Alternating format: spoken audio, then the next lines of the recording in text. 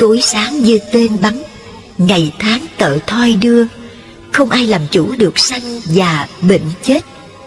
Vậy mà có mấy ai giác ngộ lo tu hành, cứ mãi ganh ghét, hận thù, não hại lẫn nhau, để rồi phải lãnh lấy quả báo đau thương. Vinh nhục, được mất, tốt xấu, phải trái, hơn thua, chung quy rồi cũng trở về cát bụi. Chính vì thế, Tổ Quy Sơn mới dạy rằng: ngày nay lại đã qua rồi, mạng căn huyết mạch lần hồi tiêu hao. Dường như cá cạn ở ao, khổ thêm thì có, chút nào vui đâu. Cần tu tợ lửa đốt đầu, đừng cho sái bụi như chầu đế dương. Tấm thân mỏng mảnh vô thường, sớm còn tối mất, tìm phương cứu mình. Qua bài kệ trên, Tổ chỉ cho mình thấy cái thân này là nơi chứa nhóm các thứ khổ. Giống như con cá ở trong ao không có nước, chẳng biết chết giờ nào, phải ráng mà lo tu để tự mình cứu lấy mình. Đức Phật dạy: được thân người rất là khó, gặp Phật Pháp lại càng khó hơn. Hôm nay mình có duyên lành hội ngộ với Tam Bảo mà không lo tu là uổng lắm, để rơi vào địa ngục, ngạ quỷ, súc sinh hay tà ma ngoại đạo. Biết bao giờ mới có thân người gặp được Phật Pháp để tu. Khó thay được làm người, khó thay được sống thọ, khó thay Phật ra đời, khó thay được nghe Pháp. Kinh Pháp Cú.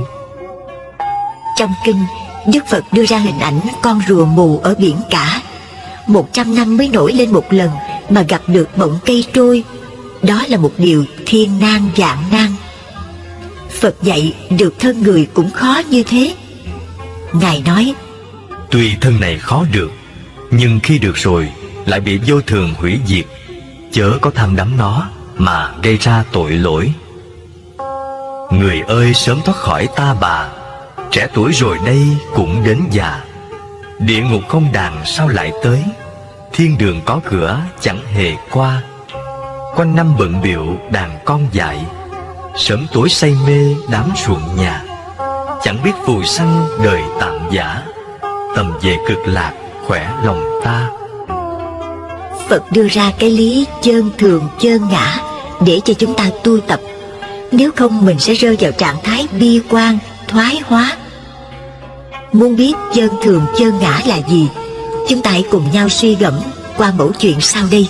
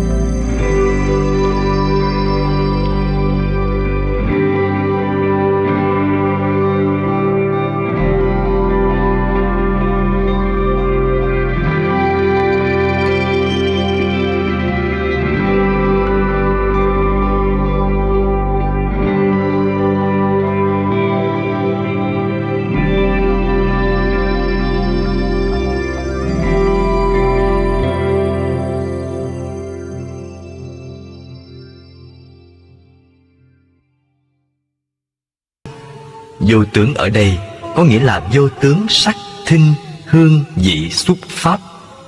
Vô tướng nam nữ, vô tướng sinh, trụ và hoại. Pháp thân của Phật không có sắc, không nhiễm trước các pháp, bất sanh, bất diệt, thường, lạc, ngã, tịnh, không thể dùng ngôn ngữ thí dụ hay suy tưởng được. Bất khả tư nghị, bất khả thuyết, tự giác, tự tác, tự chứng, giống như lúc ăn uống, tự mình biết ngon, dở, nóng, lạnh, người ngoài không thể biết hết được. Vua Ba Tư Nặc nghe Phật thuyết pháp, tâm thần tỏ ngộ, dứt hết phiền não, cúi đầu đảnh lễ Phật, y giáo phụng hành. Chuyện trên cho chúng ta thấy sự đau khổ của chúng ta không phải do tính chất vô thường của thân thể, mà chính là do sự chấp thủ, tham ái là nguyên nhân gây ra buồn phiền, khổ não, sanh, lão, bệnh, tử, luyến ái người và của cải. Nó có thể làm cho ta điên loạn. Thuở Phật còn tại thế, gia đình của bà Patakaha chỉ trong một thời gian ngắn mà cha mẹ, chồng con đều chết hết. Bà quá đau khổ trước thảm cảnh người thân và của cải đều mất tất cả, khủng hoảng tinh thần đến nỗi mất trí, thân thể lõa lồ. Bà chạy như điên trên đường phố cho đến khi gặp Đức Phật. Ngài dạy: Này Patakaha, cái chết là một hiện tượng tự nhiên.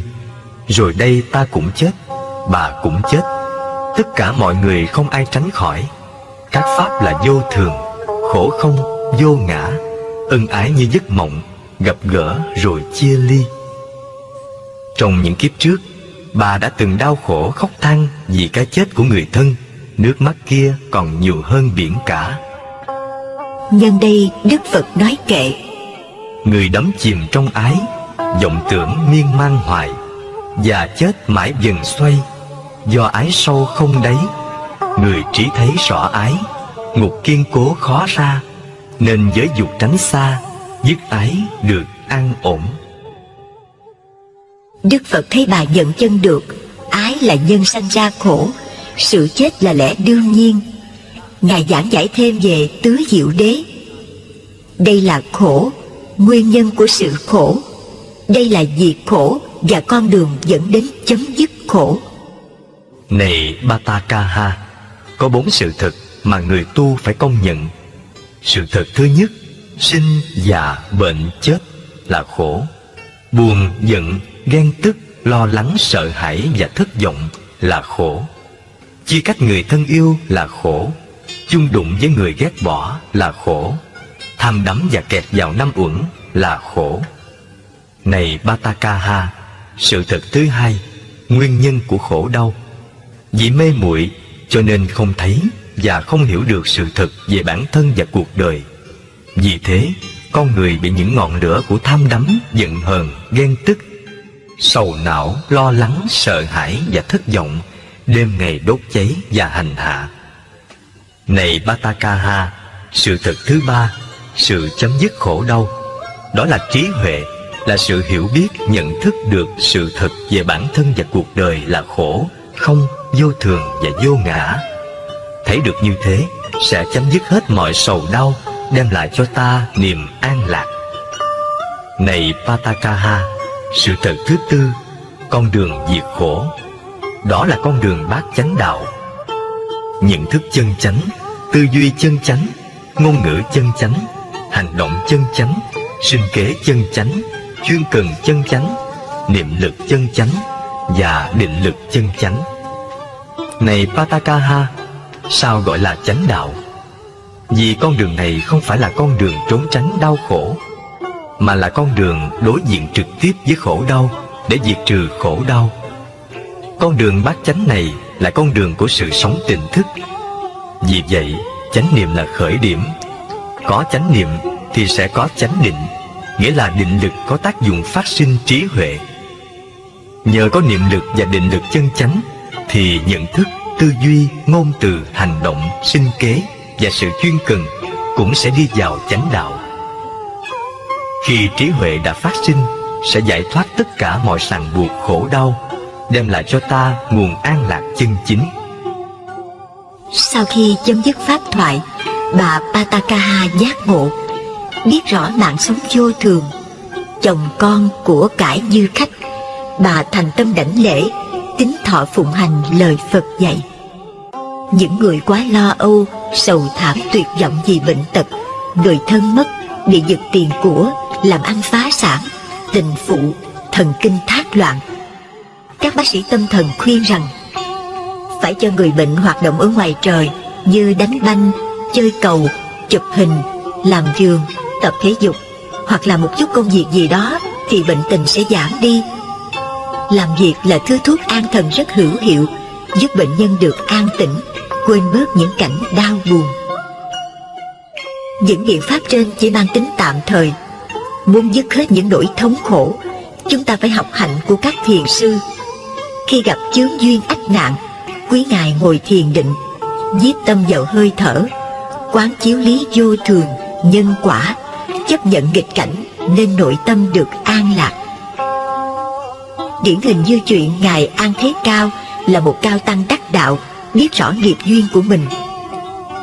Một hôm, ngài đi đến Quảng Châu, gặp thời giặc cướp hoành hành, khắp nơi loạn lạc. Trên đường ngài gặp một thiếu niên, hắn rút dao ra nói: Ta tìm gặp ngươi rồi. Ngài mỉm cười trả lời: Ta đời trước mắc nợ mạng của ông, vì vậy khi gặp ta, ông liền nổi sân muốn giết. Để trả món nợ đó nên ta từ xa đến đây đền mạng. Nói xong, ngài thản nhiên không chút sợ hãi, đưa cổ cho chém. Lúc ấy người xem đứng chật cả hai bên đường. Chuyện trên cho chúng ta thấy, sở dĩ ngài An Thế Cao hoan hỷ cho người thiếu niên giết là vì ngài hiểu rõ luật nhân quả và xác thân ngũ uẩn giả hợp không thật, nên ngài ung dung tự tại trước cái chết. Nói đến quả báo điên cuồng, trong kinh Địa Tạng nói: Nếu gặp kẻ buông lung săn bắn, thời ngài dạy rõ quả báo kinh hãi điên cuồng mất mạng.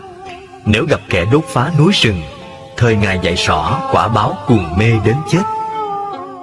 Khế kinh dạy: Nếu người nào có ác tâm cướp giật tài sản hay lường gạt phù bạc tình cảm và dùng bùa chú mê hoặc não hại chúng sanh, làm cho chúng sanh khổ sở, điêu đứng, đảo điên, loạn tâm, cuồng trí, người đó sau khi thân hoại mạng chung đọa vào địa ngục. Ra khỏi địa ngục rơi vào ngạ quỷ súc sanh. Khi mạng kiếp sanh lên nhân gian khổ não triền miên, điên cuồng đền tội. Mưu sâu kế độc, căm khùng đền tội. Dùng tà ma hại người, đau oan trái bệnh. Mắng gió chửi mưa, ngây cuồng đền tội. Được khôn chê khờ, lãng tâm mất trí. Truyền khôn bất chánh, trả quả loạn tâm. Dùng lửa hại người, loạn tâm loạn trí. Bồ Đề Lão Tổ. Nhân quả thiện ác phân minh, lưới trời lồng lộng, tuy thưa mà chẳng lọt mảy lông. Dẫu bá thiên ức kiếp, sở tạo nghiệp bất vong. Nhân duyên hội ngộ thời, quả báo hoàng tự thọ. Xuân một hạt giống gieo, thu gặt ngàn thóc mễ. Người đời tạo dữ lành, quả báo y như thế. Cổ Đức. Muốn tránh khỏi quả báo khổ đau thì những điều gì mình không muốn chớ ban cho người khác. Hằng nghĩ rằng không biết sống chết lúc nào, cần phải tinh tấn tu hành và thường ban rải lòng từ bi đến với tất cả chúng sanh. Được như thế thì chúng ta sẽ có một cuộc sống hạnh phúc an lạc ở trong hiện tại và tương lai. Tóm lại, mắt nhìn không nhiễm sắc, tai không nhiễm tiếng, mũi không nhiễm hương, lưỡi không nhiễm vị, thân chạm xúc mà không sanh tâm vui buồn tham đắm, sân hận, si mê. Nếu mình không tham đắm trụ chấp trước tướng bất cứ cái gì, ngay tại đó là chơn thường, chơn ngã, niết bàn, bất sanh, bất diệt. Nếu như mình còn trụ chấp là còn tướng, hễ còn tướng là còn trong dòng sanh diệt. Là Phật tử tâm luôn giác biết, cõi thế gian quả thiệt vô thường. Đổi dời sinh tử tan thương, cõi nước tuy lớn cũng dường mong manh. Thân tứ đại sinh thành tử hoại, và bệnh đeo khổ ải quả không. Hòa hợp năm ấm lửa dòng, chỉ là ảo ảnh ngã không thể tìm. Thế mới biết trần gian hư huyễn, diệt lại sinh, biến chuyển vô thường. Chúng sinh mê đắm chấp nương, vô ngã chấp ngã vào đường khổ đau. Tâm là cội nguồn bao nghiệp ác, thân nghe theo tạo các tội khiên, xuống lên sinh tử triền miên, tội kia đầy dẫy như miền rừng hoang. Người con Phật phải toan quán sát, đạo lý này bao quát đường tu. Đó là thiền quán công phu, dứt mê chuyển nghiệp, khỏi tù tử sanh. Xét lại thân của chúng ta chỉ là vay mượn các duyên bên ngoài để sống còn. Khi duyên hết thì tan rã, vì một ngày vô thường đến mới biết mình trong mơ, vạn vật đều vô thường. Duy chỉ còn lại nghiệp lành hay dữ, nó theo mình mà thôi. Sở dĩ có nghiệp đều do tâm tạo. Tâm vô thường. Nói đến cái tâm, nó sanh diệt vô thường còn hơn cái thân rất nhiều. Nó sanh diệt rất nhanh, từng niệm từng sát na. Hễ đối cảnh là sanh tâm vui buồn, thương ghét, giận hờn. Lúc thì hồi tưởng về quá khứ để nuối tiếc, khi lại mơ mộng đến tương lai, bồn chồn lo lắng trong hiện tại, không có lúc nào được yên. Nó thay đổi không ngừng, nhấp nhô như sóng biển, nên Đức Phật gọi đó là tâm viên ý mã. Giống như khỉ chuyền cành, ngựa chạy rong. Phàm phu lầm chấp cho tâm mình là thật mà gây ra không biết bao nhiêu lỗi lầm. Nào là độc đoán cố chấp, bảo thủ, tự hào, khoe khoang, hay hăm dọa nói rằng tánh tôi hay nóng lắm, yêu cầu đừng có đụng chạm đến tôi. Cái tánh sân si hung hăng xấu ác như vậy mà không biết cải sửa, còn đi khoe khoang, thật là mê muội không sao nói hết. Nếu tự cho cái tâm mình là thật, Đức Phật nói chẳng khác nào như nhận giặc làm con, lấy khách trần phiền não làm chủ, để cho nó dẫn dắt mình làm người khách phong trần sầy đây mai đó, đọa lạc lên xuống trong ba cõi sáu đường, chịu không biết bao nhiêu đau khổ. Tôi xin trích dẫn mẫu chuyện chứng minh tâm vô thường biến đổi. Thuở Phật còn tại thế, có một chú tiểu tên là Tăng Hộ. Cha mẹ đều qua đời, họ hàng thân tộc không còn ai, chú chỉ còn người cậu ruột. Khi cậu đi xuất gia, chú đi tu theo cậu, được xếp vào hàng sa di. Một hôm, chú được thí chủ cúng dường 2 xấp vải, liền đem cúng lại cho thầy, nhưng thầy không nhận vì đã có đủ tam y. Chú buồn quá, nghĩ chắc thầy không thương mình nữa. Chiều hôm đó, chú cầm quạt hầu thầy, nhưng trong tâm cứ nghĩ miên man không biết sẽ về đâu. Thầy không thương, họ hàng không có. Chú chợt nghĩ, ta đem bán 2 xấp vải lấy tiền mua một con dê đực, một con dê cái. Vài năm sau sẽ có một đàn dê. Bán dê mua bò, bán bò mua trâu, bán trâu tậu ruộng vườn. Khi đó mình đã lớn rồi, cưới vợ sanh đứa con trai kháu khỉnh, sẽ dẫn vợ con về thăm thầy quy y. Trên đường đi, vợ chú vấp phải rễ cây, thằng bé rớt xuống đất. Chú nổi giận, quơ cành cây gõ lên đầu vợ. Đồ hư! Vừa lúc đó, thầy chú mở mắt ra nói, người gõ lên đầu vợ không trúng, lại trúng cái đầu trọc của ta. Tăng Hộ bừng tỉnh giấc mơ, hốt hoảng bỏ chạy. Các bạn thấy chú chạy như ma đuổi, liền chạy theo bắt lại, dẫn chú đến Đức Phật. Ngài liền an ủi, này chú, cái tâm phàm phu thường lén lút đi rất xa, vô hình vô dạng. Chú nên khéo phòng hộ tâm mình, như gả một đồng chăn trâu vậy. Được nghe lời dạy của Phật, Tăng Hộ ở lại tu viện tu hành đến ngày chứng quả A-la-hán. Lại một hôm khác, vào buổi sáng, Phật cùng chư tăng đi khất thực. Trong khi cầm bát đi khất thực sau lưng Phật, La Hầu La đánh mất chánh niệm. Chú nhìn Phật đi phía trước rồi tự nghĩ, nếu Phật không đi tu sẽ trở thành một vị chuyển luân thánh vương, còn mình thì đang làm gì? Tri óc dẫn dơ nghĩ như thế, hơi thở và dáng đi của chú không còn an trú trong oai nghi nữa. Phật biết chú mất chánh niệm, Ngài dừng bước và quay lại bảo, này La Hầu La, còn có theo dõi hơi thở và duy trì chánh niệm không? La Hầu La im lặng. Phật dạy, này La Hầu La, trong khi đi khất thực, còn phải an trú trong chánh niệm bằng cách duy trì hơi thở, có ý thức và thực tập thiền quán về tính cách vô thường và vô ngã của muôn loài. Những yếu tố đó là sắc thân, cảm thọ, tri giác, tâm ý và nhận thức thì con có thể thiền quán ngay trong khi khất thực. Như thế còn không rơi vào tình trạng thất niệm. Phật dạy La Hầu La về phương pháp thở.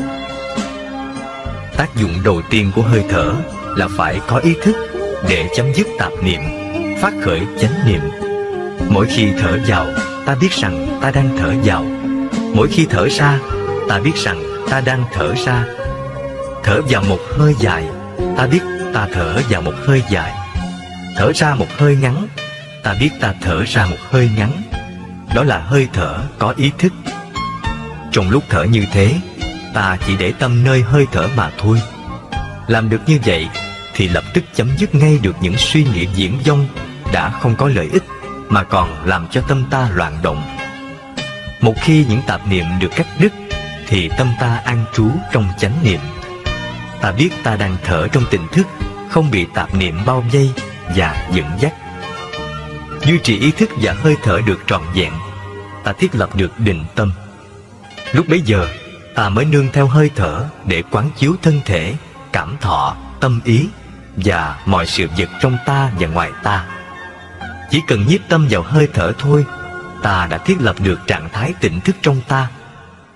Trạng thái tỉnh thức ấy là chất Phật sẵn có trong mọi người. Nói xong, Phật quay lại rồi tiếp tục đi. Được sách tấn, La Hầu La và các vị khất sĩ đều nắm lấy hơi thở và duy trì chánh niệm. Tâm vô thường luôn bị xáo trộn. Nó len lỏi vào cuộc sống của từng người, cho dù xuất gia hay tại gia. Đối với người xuất gia, phải biết kiềm chế tâm, thực hành thiền định, quay lại chính mình trong từng niệm. Đối với người tại gia cũng phải hiểu rằng vô thường không từ bỏ một ai, cho nên trong đời sống hằng nghĩ đến điều thiện, hướng về đạo đức, làm lành lánh dữ. Có như thế mới mong thoát khỏi cảnh phiền não khổ đau. Trong kinh Pháp Cú, Phật thường dạy các hàng đệ tử luôn đề cao cảnh giác, phòng hộ tâm mình. Người trí canh giữ tâm như phòng hộ thành quách. Tự tâm mình cũng phải nên phòng hộ như thế. Dầu chỉ một giây phút cũng chớ nên buông lung. Nếu giây phút buông lung, tức thời liền sa đọa. Phòng hộ tâm như thế nào? Chúng ta nghe qua mẩu chuyện sau đây. Thuở Phật còn sanh tiền, có một nhà sư Potila là giáo thọ sư lão thông Tam Tạng kinh điển. Có điều là chưa chứng quả. Mỗi lần sư đến viếng Phật, Thế Tôn thường gọi ngài là ông sư rỗng. Biết Đức Từ Phụ nói như vậy là để cho mình cố gắng tu. Cho đến một hôm, lòng buồn tột độ, tôn giả bỏ hội chúng đi vào rừng. Đi mãi cuối cùng gặp 30 vị A-la-hán, vốn là học trò cũ của sư. Tôn giả Potila đến đảnh lễ vị thủ tòa, xin ngài hoan hỷ chỉ cho cách tu. Làm sao tôi dám làm điều đó, khi trước kia ngài là vị giáo thọ. Tôn giả bị đẩy xuống vị nhị tòa, cũng bị từ chối. Cuối cùng, tôn giả đến trước vị A-la-hán nhỏ tuổi nhất mới lên 7, gian ngài một cách khẩn thiết. Ồ, làm sao tôi dám làm điều đó, khi tuổi tác và sở học của tôi kém ngài rất xa. E rằng ngài có tin nổi hay không? Bạch Đại Đức, lòng con tha thiết khẩn cầu mong ngài từ bi chỉ giáo. A-la-hán trẻ tuổi ôn tồn bảo: Này tôn giả, lúc còn tại gia, ngài có chơi đá dế không? Dạ thưa biết ạ. Ồ, tốt lắm. Giả sử có một cái hộp vuông chứa đầy dế, có 6 cửa, cửa nào cũng hé ra hết, thì các chú dế sẽ thò râu hoặc chân tay ra ngoài các ngõ ấy, có phải thế không? Dạ thưa vâng. Nếu cửa nào cũng mở rộng thì các chú dế sẽ chui ra ngoài hết, có phải vậy không? Dạ thưa đúng như vậy. Bây giờ muốn quan sát các chú dế ấy cho kỹ, ta phải đóng kín 5 cửa, chỉ chừa một cửa thôi. Rồi tập trung lại nhìn cho thật rõ ràng, chăm chú vào các sinh hoạt của bầy dế. Ta sẽ thấy rõ dế nào là dế than, dế lửa, dế cơm, chúng đang làm gì một cách rõ ràng. Này tôn giả, các cửa của cái hộp dế chỉ cho 6 căn: mắt, tai, mũi, lưỡi, thân, ý của ta.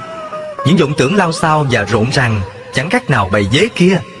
Muốn điều phục chúng, không cách nào tốt hơn là ngồi im lặng, giảm bớt các hoạt động của ý thức, bình thản nhìn một cách rõ ràng chăm chú, quan sát những vọng niệm của mình, không xen vào những ước muốn, lấy, bỏ, loại trừ.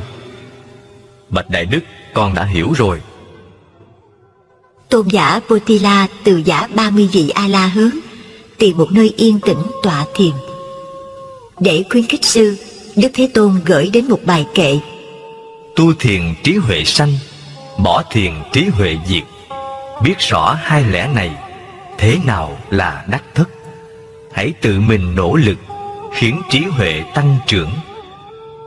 Chẳng bao lâu, Tôn giả Potila đắc quả A-la-hán. Nhiếp phục lục căn, hiền nhân có kệ: Sắc chi cũng không chinh được mắt, mắt tự do ngắm vật trong ngoài. Đẹp không vọng niệm mê say, xấu không khởi ý chê bai gớm nhòm.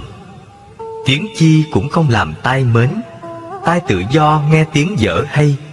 Dở không buồn ghét nơi tai, hay không buộc phải chuyển lay trong lòng. Mùi chi cũng chẳng lung được mũi, mũi tự do để ngửi các mùi. Thơm không làm nảy ý vui, hồi không thể khiến cho khơi lòng buồn. Vị chi cũng chẳng sờn được lưỡi, lưỡi tự do nếm thử các gì. Ngon không làm mến ưa chi, dở không sanh khởi ý gì chán chê. Cọ đụng chẳng làm mê thân xác, thân tự do đụng cát lạnh nồng. Lạnh nồng không nhiễm được lòng, cứng mềm cũng chẳng trói trồng nơi tâm. Vật chi cũng không làm động ý, ý tự do sự trí vật danh. Giàu nghèo ưa ghét chẳng sanh, có không cũng chẳng khiến tình chấp nê. Cảnh không thể làm mê tâm trí, ý tự do tự trị lấy mình. Trong sanh tử dược tử sanh, tuy mang xác tục mà tình thần tiên. Đoạn này rất diệu huyền vô tận, người hạ quân nếu đặng dịp nghe, sẽ là tỉnh được giấc mê, bỏ điều hung ác theo bề thiện lương. Kinh Hoa Nghiêm Đức Phật dạy: Tất cả chúng sanh đều có đầy đủ đức tính trí huệ của Như Lai. Muốn phát huy những đức tính này, Tổ Bồ Đề Đạt Ma dạy: Chỉ cần quán tâm là đủ. Trong khi quán tâm, hành giả phải tỉnh táo, để lòng rộng rang, không cho vướng mắc những ý niệm, tính toán ta và của ta. Chính cái tâm không này, nó phát sanh ra trí huệ. Khi đó, tình thương yêu của ta ban rải khắp muôn loài vạn vật. Nhờ có cái tâm không phân biệt ấy, chúng ta thích ứng dễ dàng với ngoại cảnh bên ngoài, đương đầu với bát phong một cách tự tại. Vẫn thấy, nghe, hiểu biết rõ ràng, nhưng không còn dấu vết của tình chấp. Bát phong là 8 ngọn gió lay động lòng người, làm thương tổn thiện căn trong khi tu hành. 1. Lợi là tiền tài lợi dưỡng. 2. Suy là nỗi đau khổ khi tiền tài lợi dưỡng bị hao tổn. 3. Hủy, bị người nói xấu, hủy mắng. 4. Dự, được người đời tán thán khen ngợi. 5. Xưng, được tôn xưng kính trọng. 6. Cơ, bị chê bai khinh khi. 7. Khổ, đau khổ hoạn nạn đến. 8. Lạc, vui sướng khi được điều như ý. Chúng sanh đứng trước 8 ngọn gió trên, bị nó thổi mà tâm không lay động, thì cuộc sống được an vui, tu hành mau thành chánh quả. Bằng ngược lại, bị nó thổi liền sa ngã, dùi dập đau thương, thì thật là nhu nhược, thiếu võng lực, chẳng phải là người chân tu, phải bị chìm đắm mãi trong dòng sanh tử. Chúng ta thử tìm hiểu cuộc gặp gỡ giữa Tổ Bồ Đề Đạt Ma và Huệ Khả. Huệ Khả thưa: Bạch Tổ sư, tâm con bất an, xin ngài dạy con phương pháp an tâm. Tổ sư bảo: Đưa tâm đây cho ta xem. Huệ Khả lúng túng nói: Con tìm mãi không ra. Tổ đáp: Vậy là ta đã an tâm cho ngươi rồi đó. Sở dĩ Huệ Khả tìm tâm không ra, vì tâm không có hình tướng, chẳng qua là chấp cho nó là có, rồi chạy đuổi theo trần cảnh, làm cho tâm ngài bất an. Khi xưa Tổ Huệ Năng nghe được bài kệ: Ưng vô sở trụ, nhi sanh kỳ tâm. Ngài liền giác ngộ. Vô trụ ở đây là xa lìa 4 tướng: ngã, nhân, chúng sanh, thọ giả. Trong kinh Kim Cang, Phật nói 4 tướng. 1. Ngã tướng, tướng của mình. 2. Nhân tướng, tướng của người khác. 3. Chúng sanh tướng, là chỉ cho tất cả chúng sanh hữu tình và vô tình. 4. Thọ giả tướng, chất thọ mạng dài hoặc ngắn. Phạm phu lầm chấp tướng trạng hư giả cho là thật, nên mãi đắm chìm trong bể khổ trầm luân. Kinh Đại Bát Nhã dạy: Bồ Tát trong khi hành đạo quán sát thấy rõ ngũ uẩn đều không thực, nên các ngài tự tại vượt qua mọi khổ ách. Ngũ uẩn gồm có: 1. Sắc uẩn, là chỉ chung mọi thứ vật chất như là ngũ căn, mắt, tai, mũi, lưỡi, thân. Ngũ trần, sắc, thinh, hương, vị, xúc. Tứ đại, đất, nước, gió, lửa. 2. Thọ uẩn, là những cảm thọ vui sướng, buồn khổ, trơn nhám, cứng mềm và không khổ không lạc. Đó là những cảm thọ khi tâm đối với cảnh. 3. Tưởng uẩn, đối cảnh nhận ra sự đen trắng, nhỏ to, dài ngắn. Đây là nhóm yếu tố tinh thần làm chức năng tưởng tượng, hình dung ngoại cảnh. 4. Hành uẩn, đối cảnh đem lòng ham muốn hoặc thương ghét, vui buồn của tâm đối với cảnh, do nhân duyên tạo tác các pháp hữu vi trôi chảy trong 3 đời. Nói rộng ra, hành uẩn thu nhiếp rất nhiều pháp, trong đó gồm cả sắc, thọ, tưởng và thức. 5. Thức uẩn, có công năng hiểu biết và phân biệt sự vật khi tâm đối với cảnh. Như vậy, chúng ta đủ hiểu sắc thuộc về thân và vật chất, còn thọ, tưởng, hành, thức chỉ cho tâm. Đức Phật dạy vua Bình Sa: Sắc giống như cây chuối không bền, thọ như điện chớp có rồi mất, tưởng hư ảo như hơi nước, hành tợ bọc nước không thực. Thức chỉ là trò huyễn thuật giả tạo ra người và vật, chúng không có thực thể. Tùy theo cảnh mà thức tâm nảy sinh ra mọi sự phân biệt. Các pháp chỉ là trò luống dối. Như có một vị thiền sinh, trong lúc tọa thiền thường thấy xuất hiện trước mắt mình một con nhện, làm cho tâm thần bất an. Một hôm, anh định mang theo con dao, chờ khi nó hiện ra đâm chết cho rồi. Nhưng may mắn là trước khi hành động gặp được một thiền sư. Anh liền đem chuyện ấy thuật lại cho thiền sư nghe. Nghe xong, ngài không nói gì, chỉ bảo khi nào nó xuất hiện, lấy phấn đánh dấu ngay chỗ đó, thì ngươi sẽ biết con nhện xuất phát từ đâu. Thiền sinh vâng lời làm theo. Khi phát hiện ra mới thấy dấu phấn trước ngực mình, nên hốt hoảng. Anh liền đến vị thiền sư nói: Nếu không nhờ ngài chỉ dạy thì con tự đâm mình chết rồi. Nhân đây thiền sư nói: Đó là những vọng thức bên trong của ngươi nó hiện ra, chớ chẳng phải ở ngoài. Nên nhớ nhiếp tâm chánh niệm, tỉnh giác soi lại bên trong, đừng để ngoại cảnh chi phối, mới mong dứt hết vọng tưởng huyễn hóa. Sau đó thiền sinh nghe lời thực hành không bao lâu, con nhện kia không diệt mà tự mất. Cũng như có vị thiền sư tên là Ia, trong lúc ngồi thiền thường tự nhắc nhở tâm mình khi thấy tham sân tà kiến cấu uế nổi lên. Ngài liền nói: Ông chủ ơi, coi chừng bị giặc nó lừa đó. Nói xong, ngài tự dạ.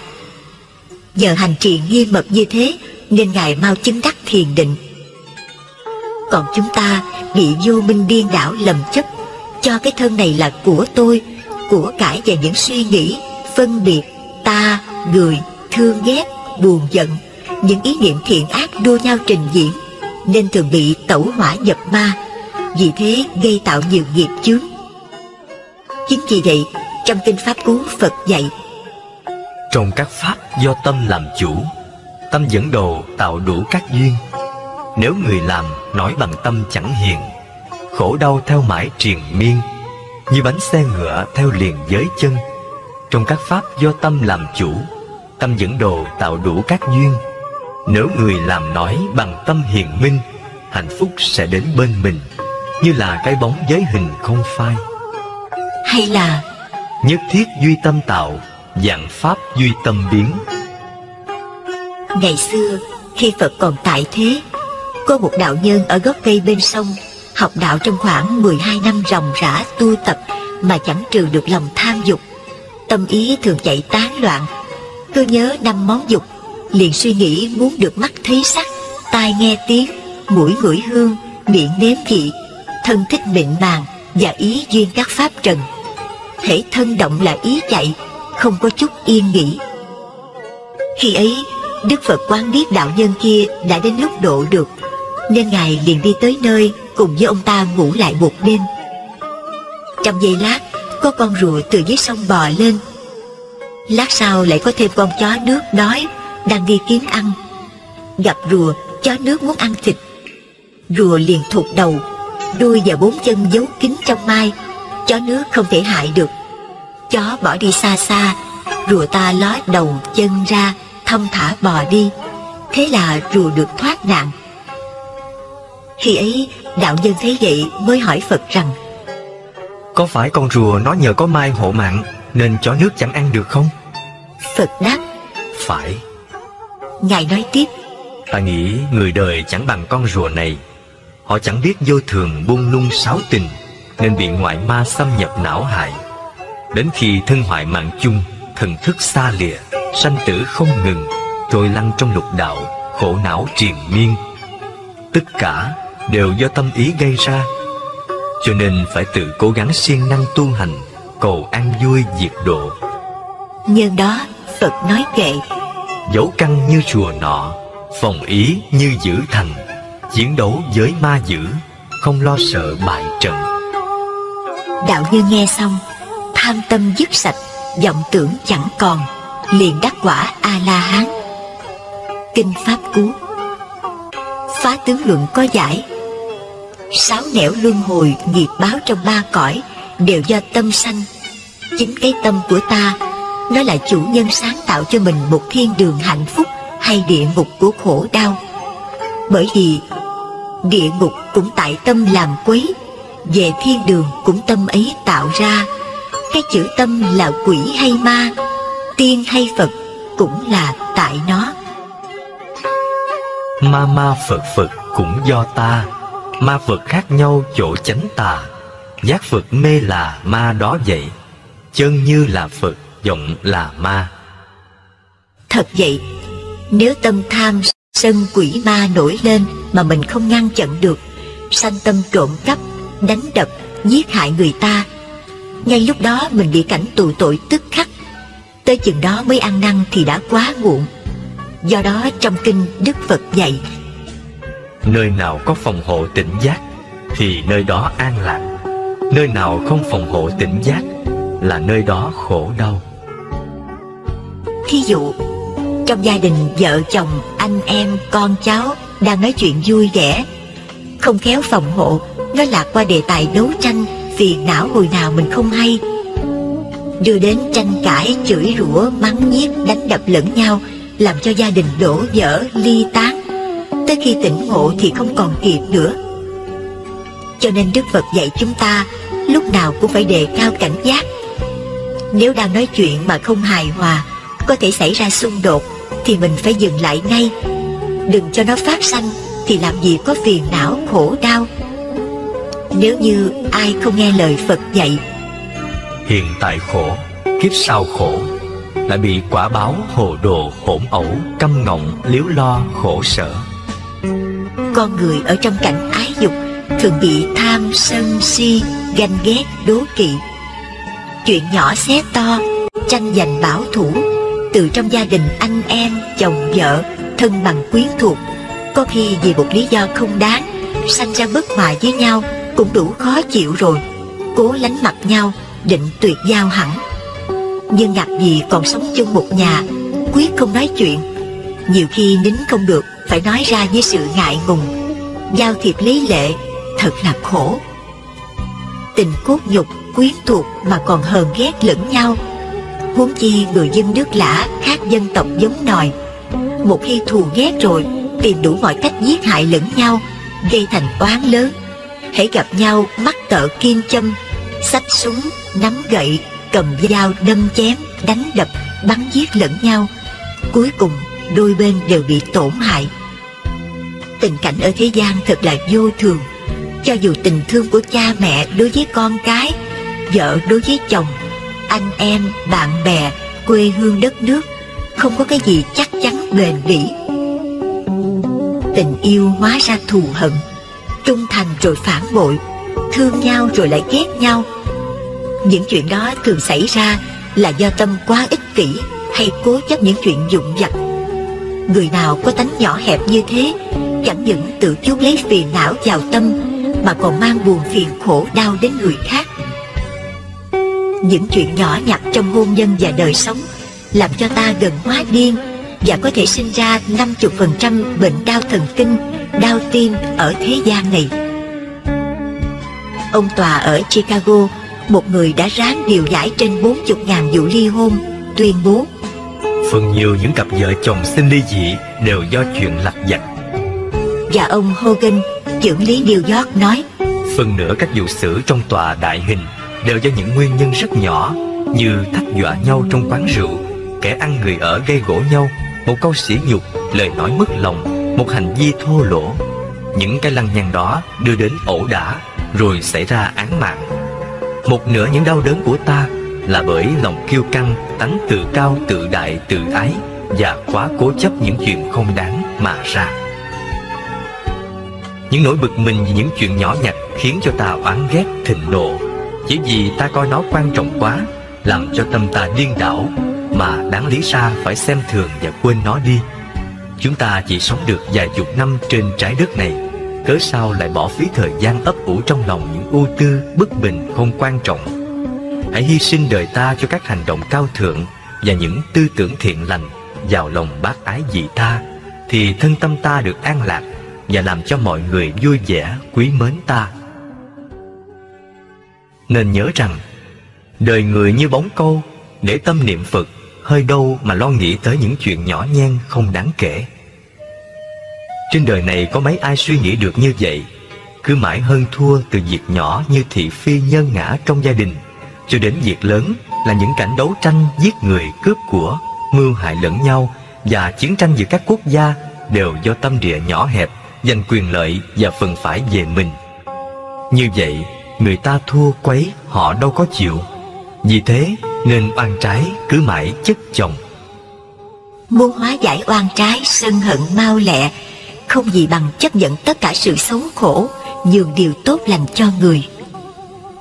Phật bảo, người nào làm được như thế sẽ hóa giải hết oan trái, hận thù, và sanh ra vô lượng công đức, mau thành Phật quả.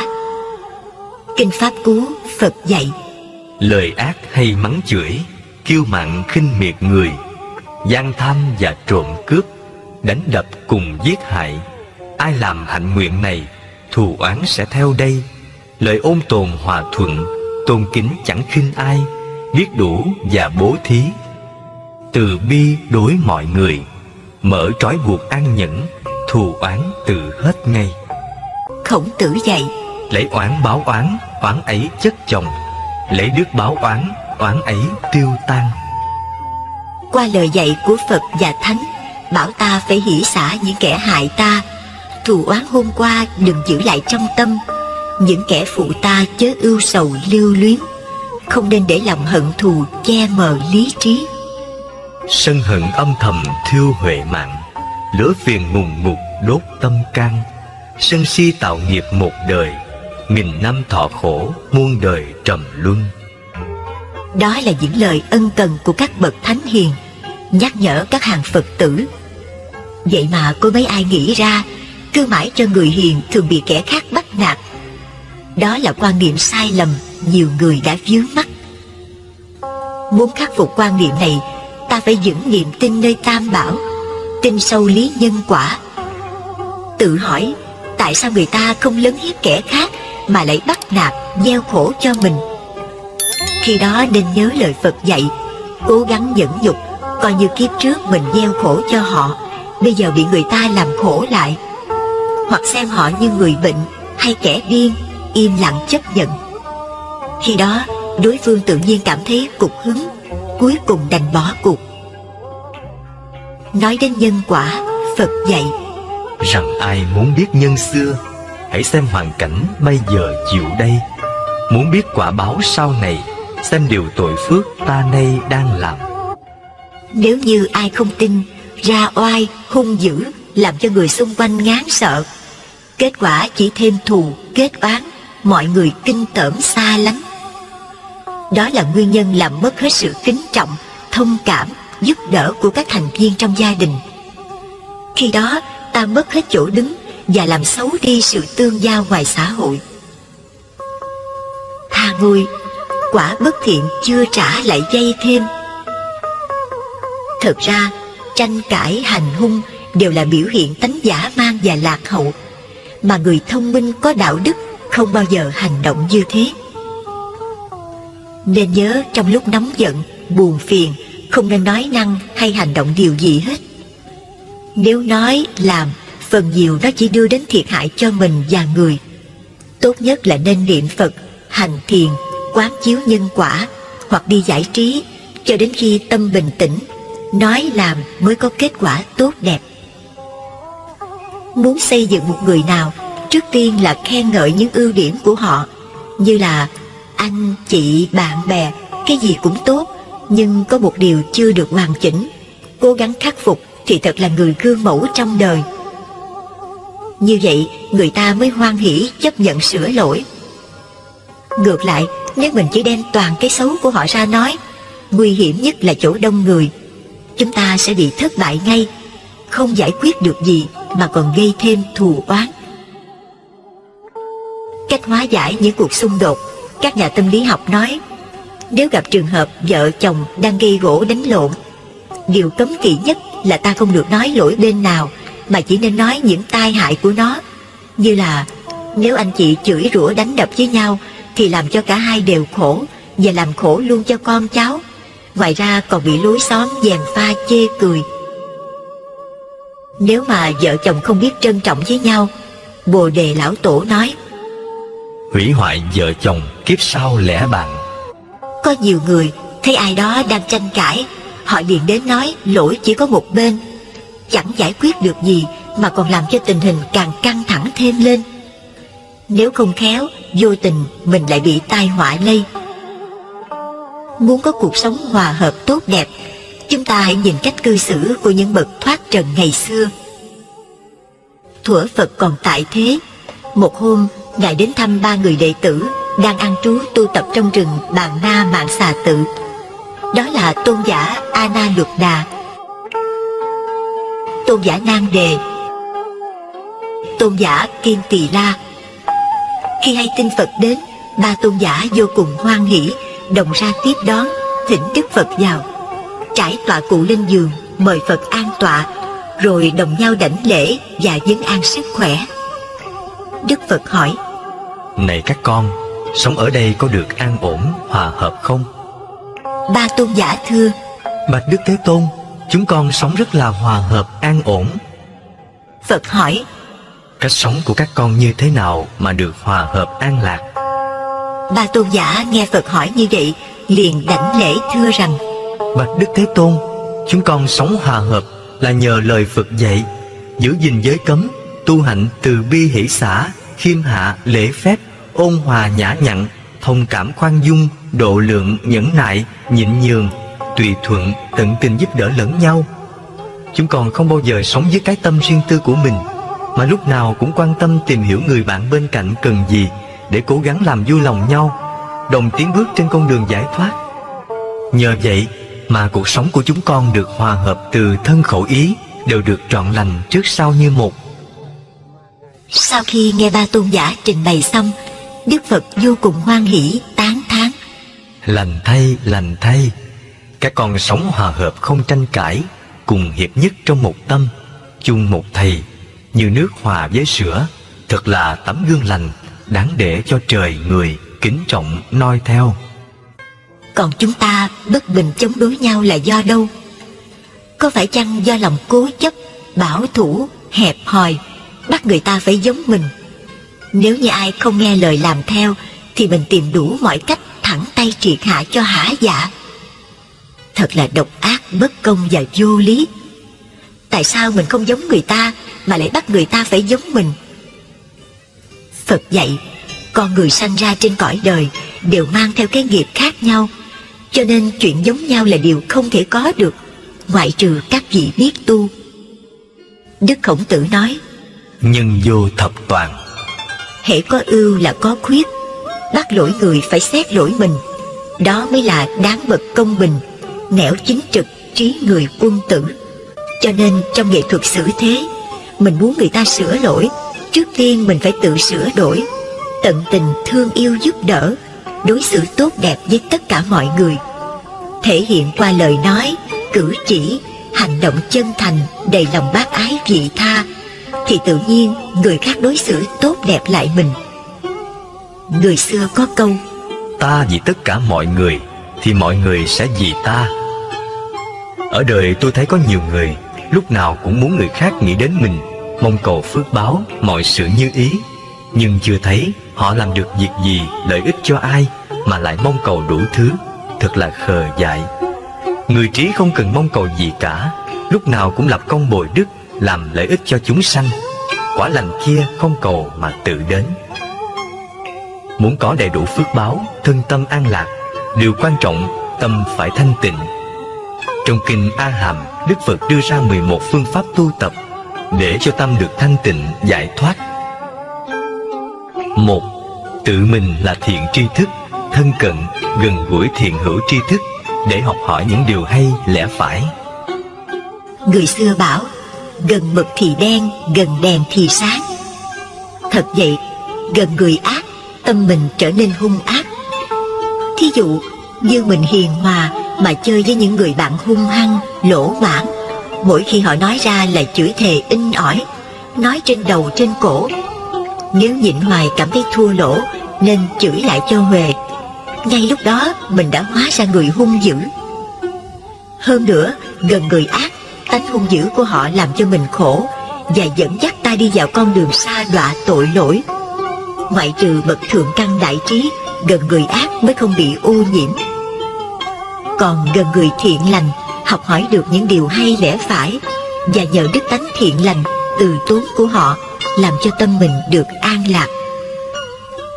Gần người thiện thì giống như vào nhà hoa thơm cỏ lạ, lâu ngày thân mình cũng thơm như vậy. Gần kẻ bất thiện thì giống như vào tiệm cá ương, lâu ngày mình cũng hóa ra hôi như vậy.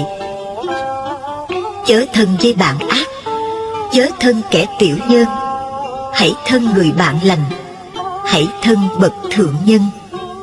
Kinh Pháp Cú. 2. Phải giữ gìn giới cấm, thâu nhiếp oai nghi, phòng hộ các căn, dẫu cho thấy một lỗi nhỏ cũng canh cánh lo sợ. Nếu muốn cho tâm mình được thanh tịnh, điều quan trọng nhất là phải giữ giới. Vì nhân giới mới sanh ra định, nhân định tâm được thanh tịnh. Nếu không giữ giới thì tâm sẽ loạn động, không bao giờ thanh tịnh. Ngoài ra, mình còn phải thâu nhiếp lục căn khi tiếp xúc với lục trần, đừng để cho nó dính mắt. Dù một lỗi nhỏ cũng không nên vi phạm. 3. Điều thiện chưa sanh thì làm cho nó sanh, điều thiện đã sanh làm cho nó tăng trưởng. Điều ác chưa sanh thì đừng cho nó sanh, điều ác đã sanh rồi thì phải đoạn trừ. Nghĩa là ác nhỏ không nên làm, thiện nhỏ đừng nên bỏ.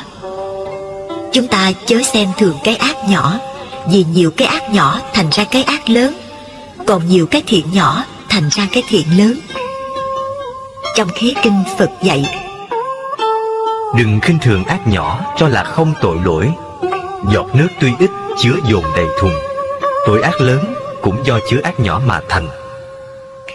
Cũng chớ xem thường chút thiện nhỏ cho là không có phước. Một giọt nước tuy ít chứa lâu đầy lu, phước đức lớn cũng nhờ chứa nhiều phước nhỏ mà thành. Người làm việc thiện thì sẽ có phước dư thừa, giống như cỏ vườn mùa xuân, không thấy lớn lên nhưng ngày càng tăng nhiều. Người làm việc ác thì sẽ có tai họa dư thừa, như đá mài dao, không thấy hao mòn nhưng ngày càng khuyết hụt. Thánh Đế. 4. Không nên tụ tập bàn nói những điều nhảm nhí vô ích phi pháp. Mỗi khi nói ra phải như Pháp mà nói, lúc nào cũng phải ca ngợi tán thán hạnh kiểu dục tri túc, nói về giới định huệ, giải thoát tri kiến. Sở dĩ con người bị phiền não khổ đau là do thị phi. Đa phần phụ nữ thường nói chuyện thị phi, người này tốt, kẻ kia xấu, người này đáng thương, người nọ đáng ghét. Nói chuyện ngoài đời chưa đủ, nói chuyện trong chùa, ông thầy này tu hay, ông sư kia tu dở. Nhưng xin thưa với quý vị, người ta đang tu nên vẫn bị nghiệp chi phối, cho nên có cái làm được, có cái chưa làm được. Mình đừng vì thế mà sanh tâm hủy bán, lập bè kết đảng, chống đối thư kiện lẫn nhau, vô tình làm cho ngoại đạo chê cười. Cho nên Đức Phật nói sư tử trùng thực, sư tử nhục, nghĩa là con sư tử không có con vật nào ăn nó được, mà chính con vi trùng trong thân của nó mới giết được nó. Cũng vậy, Đức Phật nói đạo của ta, tà ma ngoại đạo không thể phá hại được, mà chính trong hàng tứ chúng, tỳ kheo ni, thiện nam và tín nữ, tự hủy diệt giáo pháp của ta. Sở dĩ mình tốt là tại vì nghiệp nó chưa tới, chứ khi nó đã tới rồi, mình còn hơn người ta nữa. Cho nên người xưa nói, ai hay nói lỗi người khác thường bị mắc quả báo. Ai ơi chớ vội cười nhau, cười người hôm trước, hôm sau người cười. Ca dao. Lòng từ Đức Phật thương hết tất cả chúng sinh, cho dù người đó có giữ giới hay phá giới, thiện hay ác, vì con đường đó ngày xưa Ngài đã từng đi qua. Những ai còn vướng mắc, đó là những chúng sanh đáng thương chứ không đáng ghét. Mình nói xấu người khác, người ta không mất gì, chính mình mất cái tâm thanh tịnh. Hơn nữa đến tai người ta lại sanh ra oán thù, đôi chối, hơn thua, sát phạt với nhau, nào có ích gì. Nếu người tu không khéo vẫn bị như thường. Còn người nam ở không thì tụ tập kết bè đảng, uống rượu, cờ bạc. Hễ rượu vào là lời ra, câu mâu, quạo quọ, đấm đá lẫn nhau. Cho nên Thánh Hiền nói, nhàn cư vi bất thiện là vậy. Nếu như ai cũng nghe lời Phật dạy, giữ gìn khẩu nghiệp cho được thanh tịnh, gặp ai mình cũng khuyên nhắc lẫn nhau, cố gắng giữ giới. Vì giới là hàng rào ngăn chặn các điều ác, đồng thời cũng là chiếc áo giáp thần hộ mệnh, làm cho thân tâm mình được thanh tịnh, an lạc. Nếu lúc nào cũng đem chuyện đạo đức ra nói hết, thì làm gì có phiền não khổ đau. Trong kinh Pháp Cú, Phật từng dạy, phàm người sống ở đời, miệng lưỡi chính gươm đao, chửi rủa mắng nhiếc nhau là cầm đao tự hại, không bàn luận thị phi, suốt đời được an vui. 5. Quán thân bất tịnh. Quán 36 thể trượt từ đầu đến chân, đầy dẫy sự bất tịnh. Nào là mồ hôi, nước mắt, nước mũi, dãi, răng, ghèn, ráy, máu, mũ, thịt, da, gân, xương, tim, gan, phèo, phổi, phẫn, tiểu.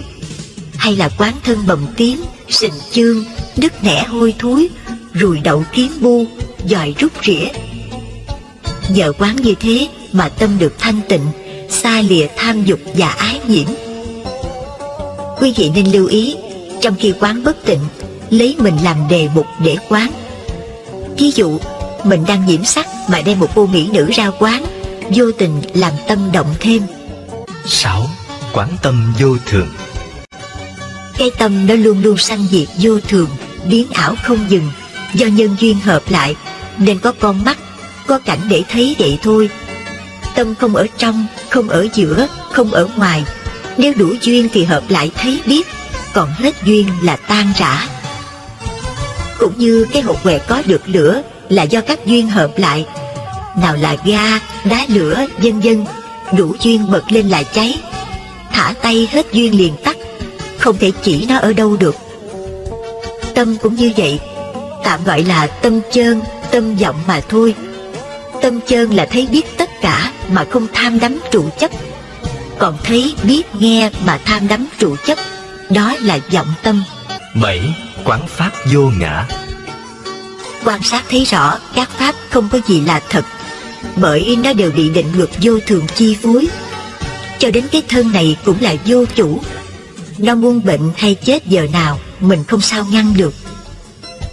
Thí dụ, thân bệnh cho là khổ, hết bệnh cho là vui. Thật ra khổ, vui, thường hay vô thường, tự tánh nó không có gì hết. Cho đến pháp của Phật cũng chỉ là phương tiện, như ngón tay chỉ mặt trăng hay là thuyền bè để vượt qua sông mê. Pháp của Phật giống như lương dược, tùy bệnh mà cho thuốc. Vì chúng sanh đa bệnh, Phật pháp đa phương, có gì mà phải chấp tu thế này là đúng, thế kia sai, cao, thấp, vân vân. 8. Quán thọ thị khổ. Càng thọ nhiều, càng khổ nhiều. Cũng vì vô minh lầm chấp cho thân này là thật, nên mãi tìm đủ trăm phương ngàn kế để cầu ăn mặc, tham đắm sắc dục. Những thứ ấy họ cho là vui sướng, nhưng họ nào có biết vui là gốc của sự khổ đau. Thí dụ, muốn ăn ngon mặc đẹp thì phải cực thân nhọc trí, việc ác gì cũng làm được, bất chấp thủ đoạn, miễn sao cho mình được dinh thân phì da, của cải đầy rương đầy tủ, ai khổ mặc kệ. Khi có của cải nhiều lại sợ gian phi, trộm cướp rình mò. Cho đến dâm dục họ cho là vui sướng, nhưng trong cái vui ấy chứa đầy những thứ ghen tương, khổ đau phiền muộn. Chẳng qua là lấy khổ làm vui, vui trong sự khổ mà thôi. Cái vui ở thế gian phù du tạm bợ, phía sau của nó chứa đầy những thứ ưu bi, khổ nạn. Cho nên người xưa có câu: vui trong tham dục, vui là khổ. Khổ để tu hành, khổ hóa vui. Mong sao tập tánh không vui khổ, mới thoát ra ngoài cảnh khổ vui.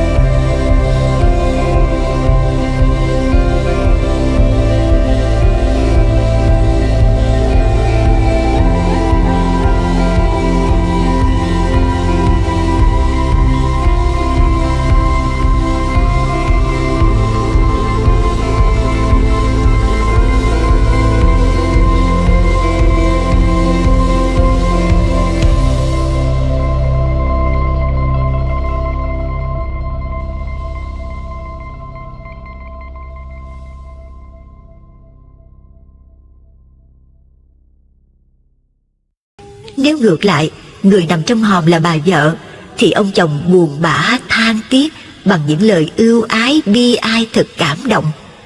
Cho đến con cái và thân bằng quyến thuộc cũng vậy. Khi còn sống bên nhau, suốt đời họ chỉ đem toàn là những lời cay nghiệt, độc địa, thô bỉ, bạo tàn, sát phạt nhau. Đợi cho đến khi họ chết rồi mới ăn năn hối hận, khóc kể, tán dương, ca ngợi, nào có ích gì. Thực sự mà nói, những dòng nước mắt và lời nói đó đều là giả dối, vô nghĩa. Mình tự khóc kể rồi mình tự nghe, chứ đối với người đã chết thì không còn ý nghĩa gì nữa. Trong tận cùng tâm tư của con người, ai cũng thích dịu dàng, mơn trớn khi được người tán dương ca tụng. Tại sao chúng ta không đem những ân tình, lời nói tốt lành dành cho nhau trong lúc còn sống? Họ ưa thích biết bao nhiêu. Quý Phật tử nên nhớ rằng ai rồi cũng phải chết, cuối cùng cũng phải chia tay nhau. Cho nên các thiền sư thường khuyên chúng ta hãy dán chữ tử trước mắt để ý thức rằng mình và những người chung quanh không biết chết lúc nào. Trong khi còn sống, chúng ta cố gắng lấy đạo đức, tận tình đối xử tốt đẹp, vui vẻ với nhau, để khi họ ra đi, lương tâm mình không bị cắn rứt, bùi ngùi hối hận. Trên đời có một số người quen thói ăn nói thô lỗ, sỗ sàng, lại cố chấp cho đó là đúng. Thật chẳng tốt đẹp gì khi ta buông ra những lời thô tục khó nghe trước mọi người. Người lịch sự khi nói năng phải giữ lời, giữ ý, không hấp tấp vội vàng, không vừa nói vừa cười, không nóng nảy. Trước khi nói phải suy nghĩ cho chín chắn, không nên nói thẳng thắn quá làm mất lòng người. Tuyệt đối tránh cãi vã, đôi co, trách móc hay chỉ trích người khác. Cần tránh những kiểu nói năng kiêu ngạo, sất láo. Lời nói ôn tồn hòa nhã, tế nhị ngọt ngào, ngay cả trong lúc tức giận mà vẫn giữ được sự bình tĩnh, không hiện ra sắc mặt giận dữ. Thường giữ đức khiêm tốn, nói lời tao nhã, đối đáp cởi mở, nói đúng nơi, dừng đúng chỗ. Lời nói ngọt lọt tới xương. Lời nói chân thật, ngọt ngào, nó có sức mạnh cảm hóa được lòng người. Như thế, chúng ta sẽ đạt được kết quả như ý.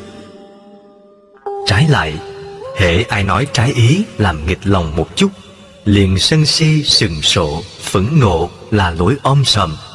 Hạng người như thế không làm được việc gì, lại thường chuốc họa vào thân. Trong đời sống, chúng ta đừng làm phật lòng người khác. Khi cần khen chê, phải hết sức tế nhị và kín đáo, cho dù người đó có thân thích đến mấy, bởi chẳng có ai muốn mình bị chê. Trong khi khen, cần cân nhắc cho đúng chỗ, hợp thời, chớ tâng bốc đề cao quá trớn trước đông người. Như thế sẽ làm cho người được khen cảm thấy ngượng ngùng và gieo mầm ganh ghét đố kỵ với người chung quanh. Không khéo, họ sẽ đánh giá cho ta là người thiếu kiến thức, nịnh bợ không đúng lúc. Thí dụ, trong đoàn thể có một hai người nổi bật về mọi mặt. Nếu là nhà lãnh đạo sáng suốt nên nói thế này: trong chúng ta phần nhiều đều chấp hành tốt, nhưng có anh A chị B nổi bật hơn hết, nên khen thưởng để khích lệ tinh thần. Quý vị có đồng ý không? Nói như thế, cả người được khen thưởng và người không được khen thưởng đều hoan hỉ. Trái lại, mỗi khi mở miệng ra là đề cao khen ngợi chỉ có một hai người. Như vậy là ngấm ngầm cho hội chúng là bất tài vô dụng, thì họ sẽ bất mãn ta, dẫn đến hậu quả mất hết niềm tin và nghị lực của tập thể, chắc chắn sẽ lãnh lấy thất bại.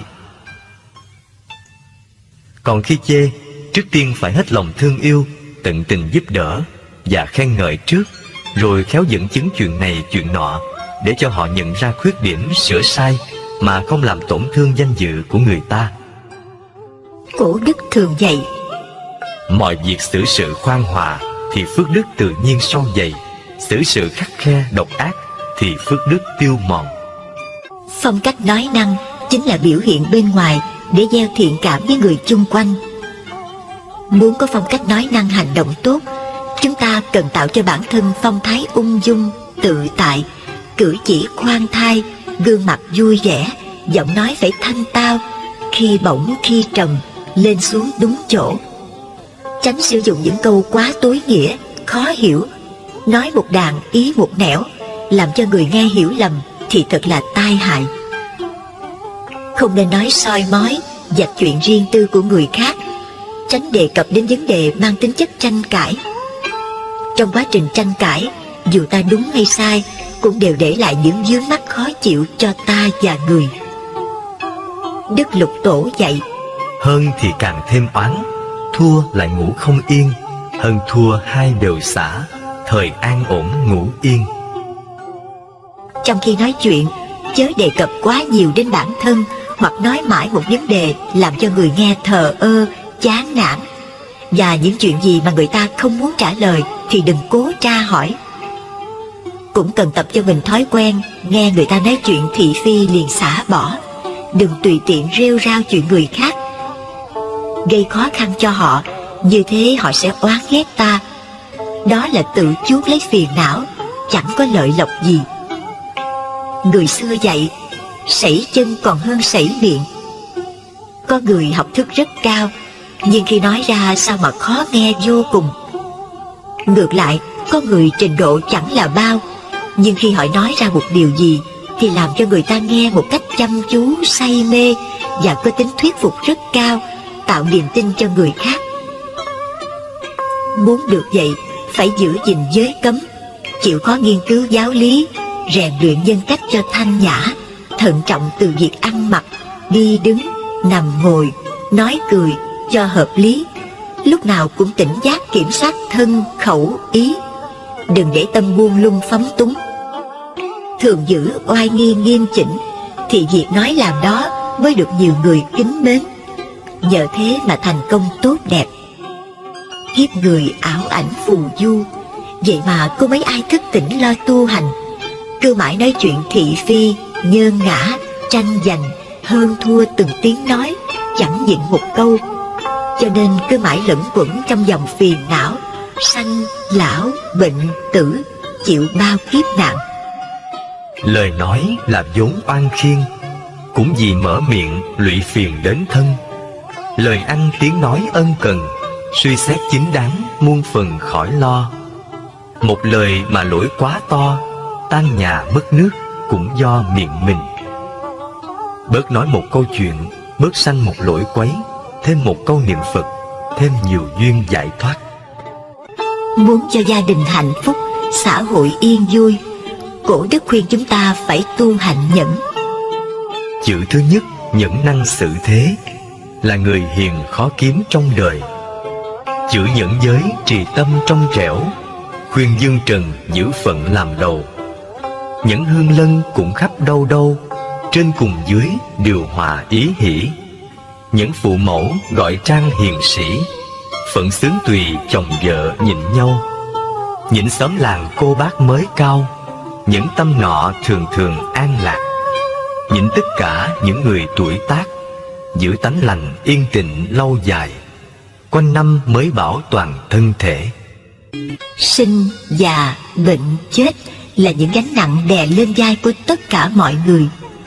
Những gì xảy đến với người khác thì cũng có thể xảy ra cho chúng ta bất cứ lúc nào. Thân này không bao lâu sẽ vùi sâu đáy mộ, như cây khô khúc gỗ, dứt bỏ vì vô thức. Kinh Pháp Cú.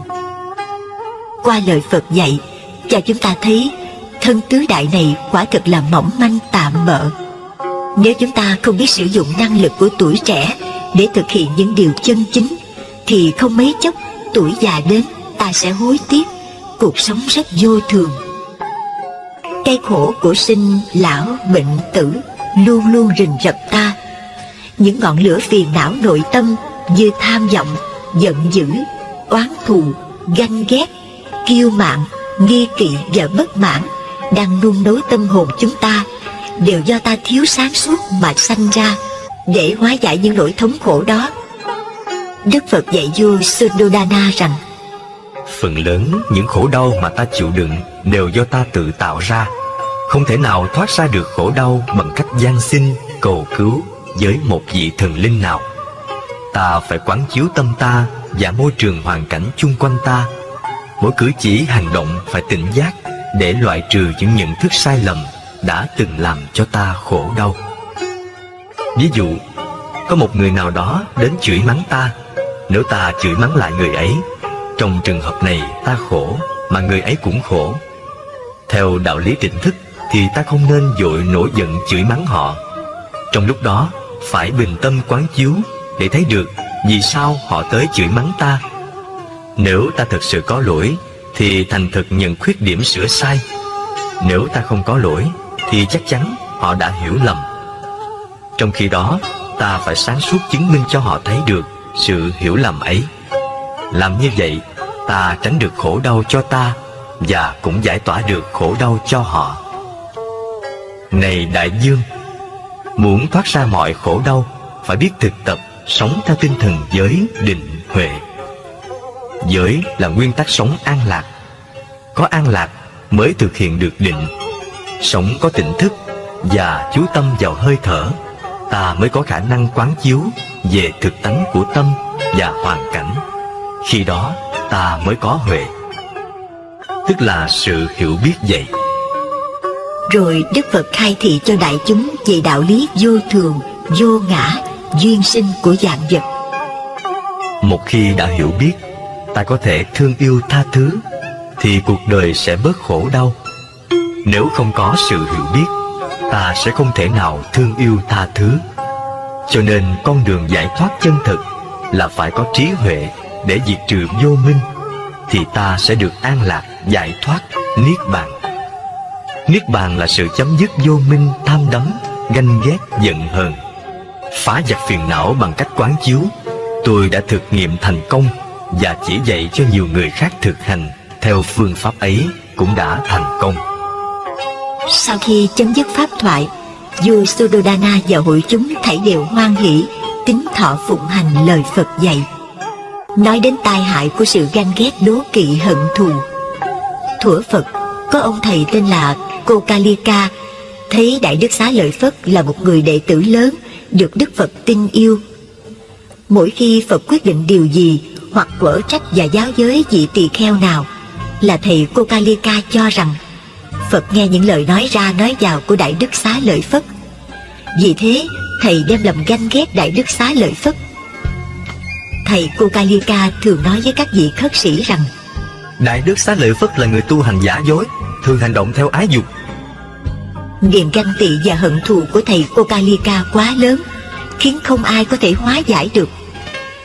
Chính Đức Phật đã có lần gọi thầy đến bảo: Này khất sĩ Kokalika, đừng cho rằng Xá Lợi Phất là người bị ái dục chi phối. Xá Lợi Phất là người có đạo đức chân thực và tính tình rất hòa ái. Thầy Kokalika đã bị lòng ganh ghét che mờ lý trí, nên thầy không tiếp nhận được lời Phật dạy. Cuối cùng thầy bỏ tu viện ra đi. Sau đó thầy mắc một chứng bệnh rất kỳ lạ. Da thầy trở nên sần sùi, rồi tự nhiên đầy mình mọc ra hàng vạn cái bụt nhỏ bằng hạt cải. Những cái bụt này lần lần lớn lên bằng hạt đậu, rồi vỡ ra chảy đầy máu mủ.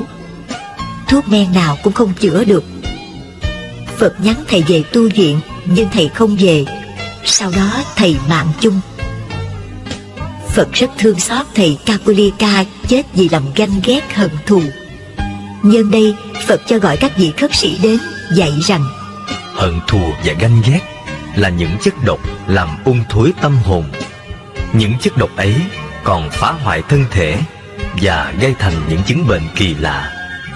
Này các vị khất sĩ, các vị đừng để cho những chất độc ấy thấm vào thân tâm. Sau khi nghe lời Phật dạy, các vị khất sĩ y giáo phụng hành.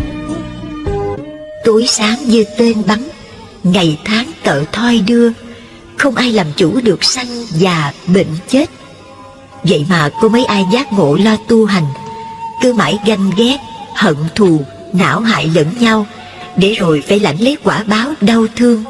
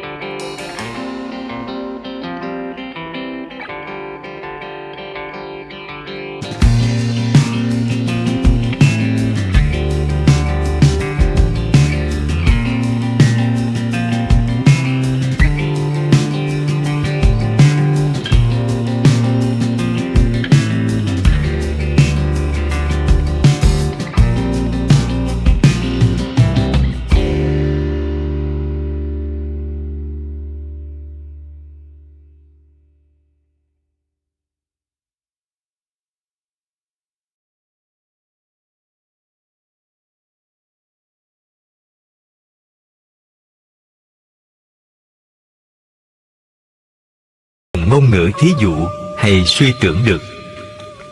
Bất khả tư nghị, bất khả thuyết, tự giác, tự tác, tự chứng, giống như lúc ăn uống, tự mình biết ngon, dở, nóng, lạnh, người ngoài không thể biết hết được.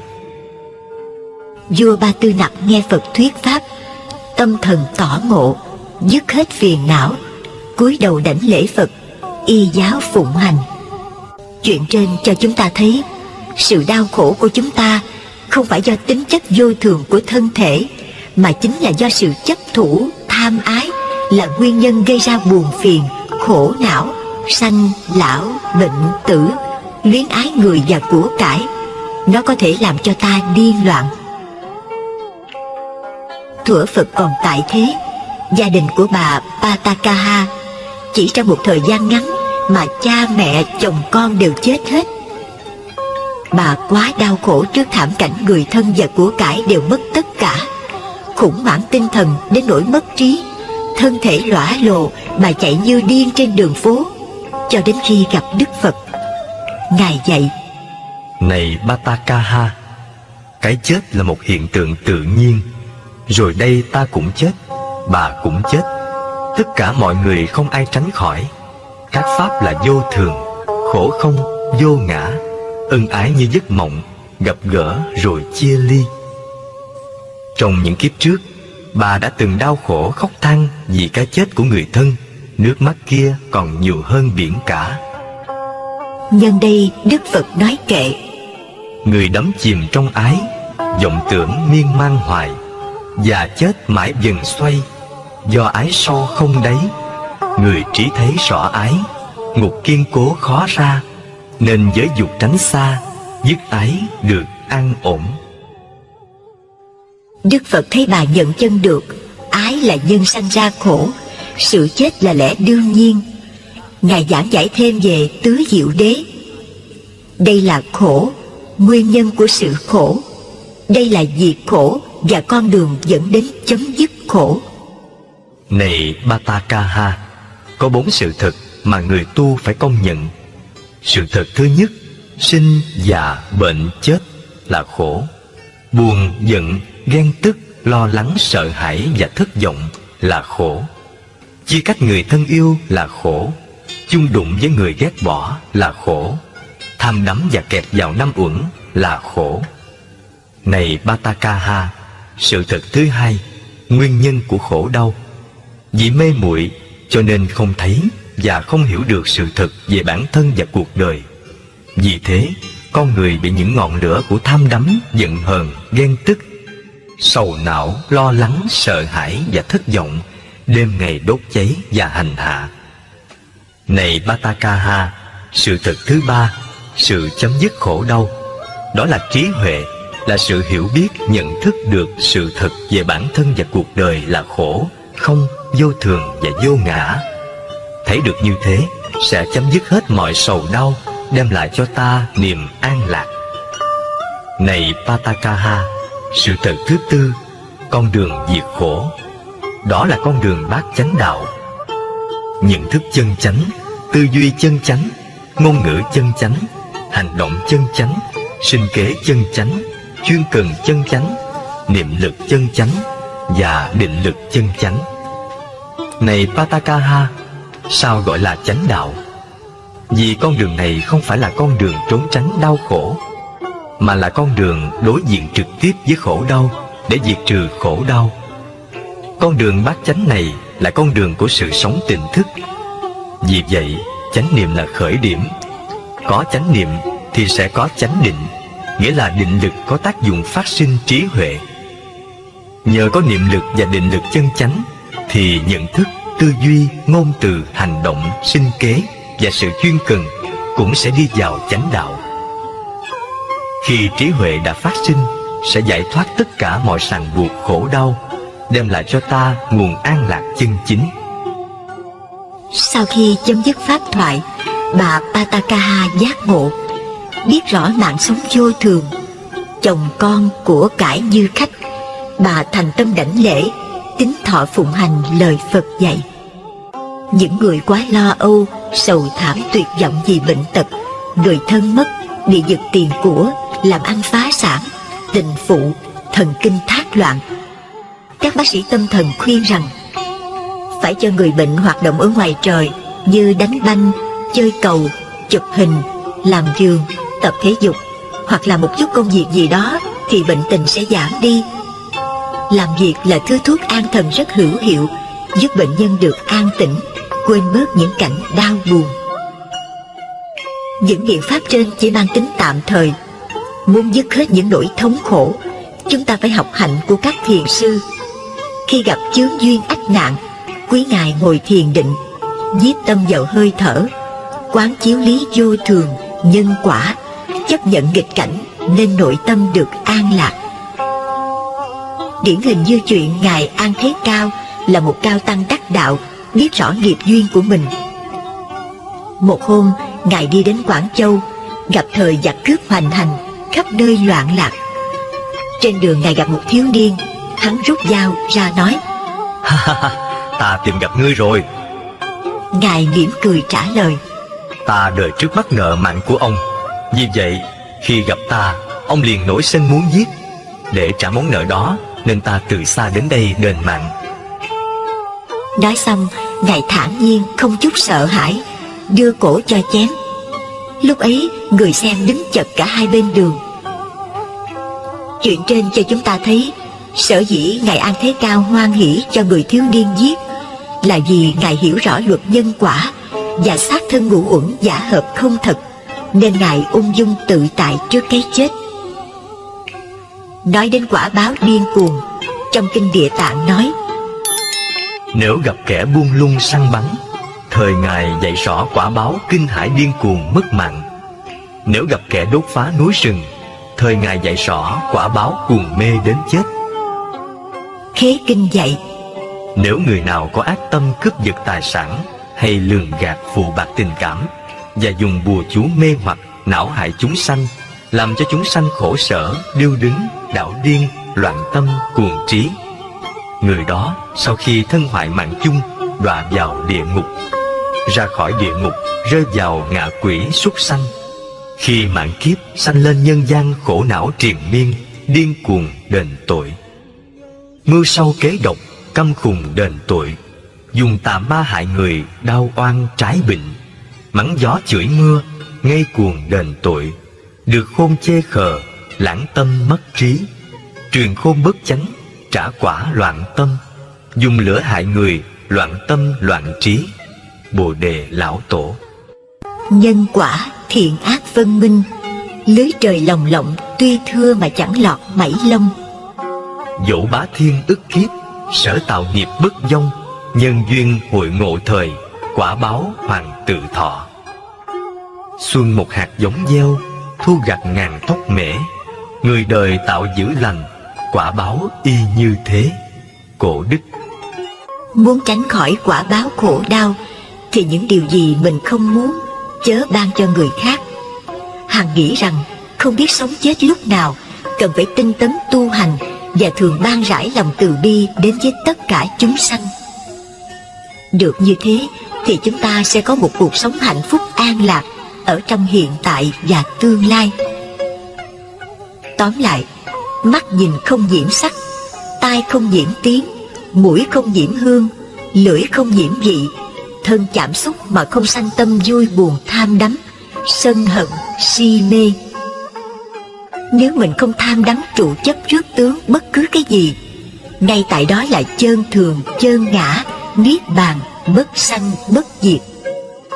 Nếu như mình còn trụ chấp là còn tướng, hễ còn tướng là còn trong dòng sanh diệt. Là Phật tử tâm luôn giác biết, cõi thế gian quả thiệt vô thường. Đổi dời sinh tử tan thương, cõi nước tuy lớn cũng dường mong manh. Thân tứ đại sinh thành tử hoại, và bệnh đeo khổ ải quả không. Hòa hợp năm ấm lửa dòng, chỉ là ảo ảnh ngã không thể tìm. Thế mới biết trần gian hư huyễn, diệt lại sinh, biến chuyển vô thường. Chúng sinh mê đắm chấp nương, vô ngã chấp ngã vào đường khổ đau. Tâm là cội nguồn bao nghiệp ác, thân nghe theo tạo các tội khiên, xuống lên sinh tử triền miên, tội kia đầy dẫy như miền rừng hoang. Người con Phật phải toan quán sát, đạo lý này bao quát đường tu. Đó là thiền quán công phu, dứt mê chuyển nghiệp, khỏi tù tử sanh. Xét lại thân của chúng ta chỉ là vay mượn các duyên bên ngoài để sống còn. Khi duyên hết thì tan rã, vì một ngày vô thường đến mới biết mình trong mơ, vạn vật đều vô thường. Duy chỉ còn lại nghiệp lành hay dữ, nó theo mình mà thôi. Sở dĩ có nghiệp đều do tâm tạo. Tâm vô thường. Nói đến cái tâm, nó sanh diệt vô thường còn hơn cái thân rất nhiều. Nó sanh diệt rất nhanh, từng niệm từng sát na. Hễ đối cảnh là sanh tâm vui buồn, thương ghét, giận hờn.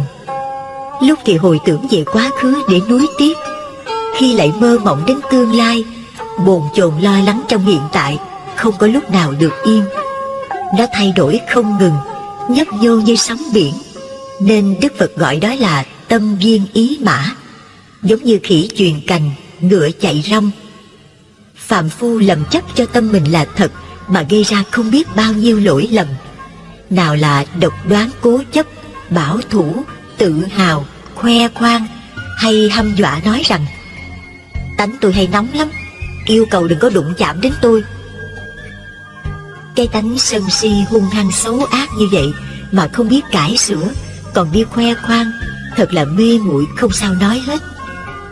Nếu tự cho cái tâm mình là thật, Đức Phật nói chẳng khác nào như nhận giặc làm con, lấy khách trần phiền não làm chủ, để cho nó dẫn dắt mình làm người khách phong trần sầy đây mai đó, đọa lạc lên xuống trong ba cõi sáu đường, chịu không biết bao nhiêu đau khổ. Tôi xin trích dẫn mẫu chuyện chứng minh tâm vô thường biến đổi. Thuở Phật còn tại thế, có một chú tiểu tên là Tăng Hộ.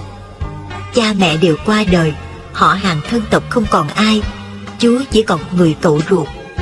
Khi cậu đi xuất gia, chú đi tu theo cậu, được xếp vào hàng sa di. Một hôm, chú được thí chủ cúng dường 2 xấp vải, liền đem cúng lại cho thầy, nhưng thầy không nhận vì đã có đủ tam y. Chú buồn quá nghĩ chắc thầy không thương mình nữa. Chiều hôm đó, chú cầm quạt hầu thầy, nhưng trong tâm cứ nghĩ miên man không biết sẽ về đâu. Thầy không thương, họ hàng không có. Chú chợt nghĩ, ta đem bán 2 xấp vải lấy tiền mua một con dê đực, một con dê cái. Vài năm sau sẽ có một đàn dê. Bán dê mua bò, bán bò mua trâu, bán trâu tậu ruộng vườn. Khi đó mình đã lớn rồi, cưới vợ sanh đứa con trai kháu khỉnh, sẽ dẫn vợ con về thăm thầy quy y. Trên đường đi, vợ chú vấp phải rễ cây, thằng bé rớt xuống đất. Chú nổi giận, quơ cành cây gõ lên đầu vợ. Đồ hư! Vừa lúc đó, thầy chú mở mắt ra nói, người gõ lên đầu vợ không trúng, lại trúng cái đầu trọc của ta. Tăng Hộ bừng tỉnh giấc mơ, hốt hoảng bỏ chạy. Các bạn thấy chú chạy như ma đuổi, liền chạy theo bắt lại, dẫn chú đến Đức Phật. Ngài liền an ủi, này chú, cái tâm phàm phu thường lén lút đi rất xa, vô hình vô dạng. Chú nên khéo phòng hộ tâm mình, như gả một đồng chăn trâu vậy. Được nghe lời dạy của Phật, Tăng Hộ ở lại tu viện tu hành, đến ngày chứng quả A-la-hán. Lại một hôm khác, vào buổi sáng, Phật cùng chư tăng đi khất thực. Trong khi cầm bát đi khất thực sau lưng Phật, La Hầu La đánh mất chánh niệm. Chú nhìn Phật đi phía trước rồi tự nghĩ, nếu Phật không đi tu sẽ trở thành một vị chuyển luân thánh vương, còn mình thì đang làm gì? Tri óc vẫn dơ nghĩ như thế, hơi thở và dáng đi của chú không còn an trú trong oai nghi nữa. Phật biết chú mất chánh niệm, Ngài dừng bước và quay lại bảo, này La Hầu La, còn có theo dõi hơi thở và duy trì chánh niệm không? La Hầu La im lặng. Phật dạy, này La Hầu La, trong khi đi khất thực, còn phải an trú trong chánh niệm bằng cách duy trì hơi thở, có ý thức và thực tập thiền quán về tính cách vô thường và vô ngã của muôn loài. Những yếu tố đó là sắc thân, cảm thọ, tri giác, tâm ý và nhận thức, thì con có thể thiền quán ngay trong khi khất thực. Như thế, còn không rơi vào tình trạng thất niệm. Phật dạy La Hầu La về phương pháp thở. Tác dụng đầu tiên của hơi thở là phải có ý thức để chấm dứt tạp niệm, phát khởi chánh niệm. Mỗi khi thở vào, ta biết rằng ta đang thở vào. Mỗi khi thở ra, ta biết rằng ta đang thở ra. Thở vào một hơi dài, ta biết ta thở vào một hơi dài. Thở ra một hơi ngắn, ta biết ta thở ra một hơi ngắn. Đó là hơi thở có ý thức. Trong lúc thở như thế, ta chỉ để tâm nơi hơi thở mà thôi. Làm được như vậy thì lập tức chấm dứt ngay được những suy nghĩ viển vông đã không có lợi ích, mà còn làm cho tâm ta loạn động. Một khi những tạp niệm được cắt đứt thì tâm ta an trú trong chánh niệm. Ta biết ta đang thở trong tỉnh thức, không bị tạp niệm bao vây và dẫn dắt. Duy trì ý thức và hơi thở được trọn vẹn, ta thiết lập được định tâm. Lúc bấy giờ ta mới nương theo hơi thở để quán chiếu thân thể, cảm thọ, tâm ý và mọi sự vật trong ta và ngoài ta. Chỉ cần nhiếp tâm vào hơi thở thôi, ta đã thiết lập được trạng thái tỉnh thức trong ta. Trạng thái tỉnh thức ấy là chất Phật sẵn có trong mọi người. Nói xong, Phật quay lại rồi tiếp tục đi. Được sách tấn, La Hầu La và các vị khất sĩ đều nắm lấy hơi thở và duy trì chánh niệm. Tâm vô thường luôn bị xáo trộn. Nó len lỏi vào cuộc sống của từng người, cho dù xuất gia hay tại gia. Đối với người xuất gia, phải biết kiềm chế tâm, thực hành thiền định, quay lại chính mình trong từng niệm. Đối với người tại gia cũng phải hiểu rằng vô thường không từ bỏ một ai, cho nên trong đời sống hằng nghĩ đến điều thiện, hướng về đạo đức, làm lành lánh dữ. Có như thế mới mong thoát khỏi cảnh phiền não khổ đau. Trong kinh Pháp Cú, Phật thường dạy các hàng đệ tử luôn đề cao cảnh giác, phòng hộ tâm mình. Người trí canh giữ tâm như phòng hộ thành quách. Tự tâm mình cũng phải nên phòng hộ như thế. Dầu chỉ một giây phút cũng chớ nên buông lung. Nếu giây phút buông lung, tức thời liền sa đọa. Phòng hộ tâm như thế nào? Chúng ta nghe qua mẩu chuyện sau đây. Thuở Phật còn sanh tiền, có một nhà sư Potila là giáo thọ sư lão thông Tam Tạng kinh điển. Có điều là chưa chứng quả. Mỗi lần sư đến viếng Phật, Thế Tôn thường gọi ngài là ông sư rỗng. Biết Đức Từ Phụ nói như vậy là để cho mình cố gắng tu. Cho đến một hôm, lòng buồn tột độ, tôn giả bỏ hội chúng đi vào rừng. Đi mãi cuối cùng gặp 30 vị A-la-hán, vốn là học trò cũ của sư. Tôn giả Potila đến đảnh lễ vị thủ tọa, xin ngài hoan hỷ chỉ cho cách tu. Làm sao tôi dám làm điều đó, khi trước kia ngài là vị giáo thọ. Tôn giả bị đẩy xuống vị tòa, cũng bị từ chối. Cuối cùng, tôn giả đến trước vị A-la-hán nhỏ tuổi nhất mới lên 7, van nài một cách khẩn thiết. Ô, làm sao tôi dám làm điều đó, khi tuổi tác và sở học của tôi kém ngài rất xa. E rằng ngài có tin nổi hay không? Bạch Đại Đức, lòng con tha thiết khẩn cầu mong ngài từ bi chỉ giáo. A-la-hán trẻ tuổi ôn tồn bảo: Này tôn giả, lúc còn tại gia, ngài có chơi đá dế không? Dạ thưa biết ạ. Ồ, tốt lắm. Giả sử có một cái hộp vuông chứa đầy dế, có 6 cửa, cửa nào cũng hé ra hết, thì các chú dế sẽ thò râu hoặc chân tay ra ngoài các ngõ ấy, có phải thế không? Dạ thưa vâng.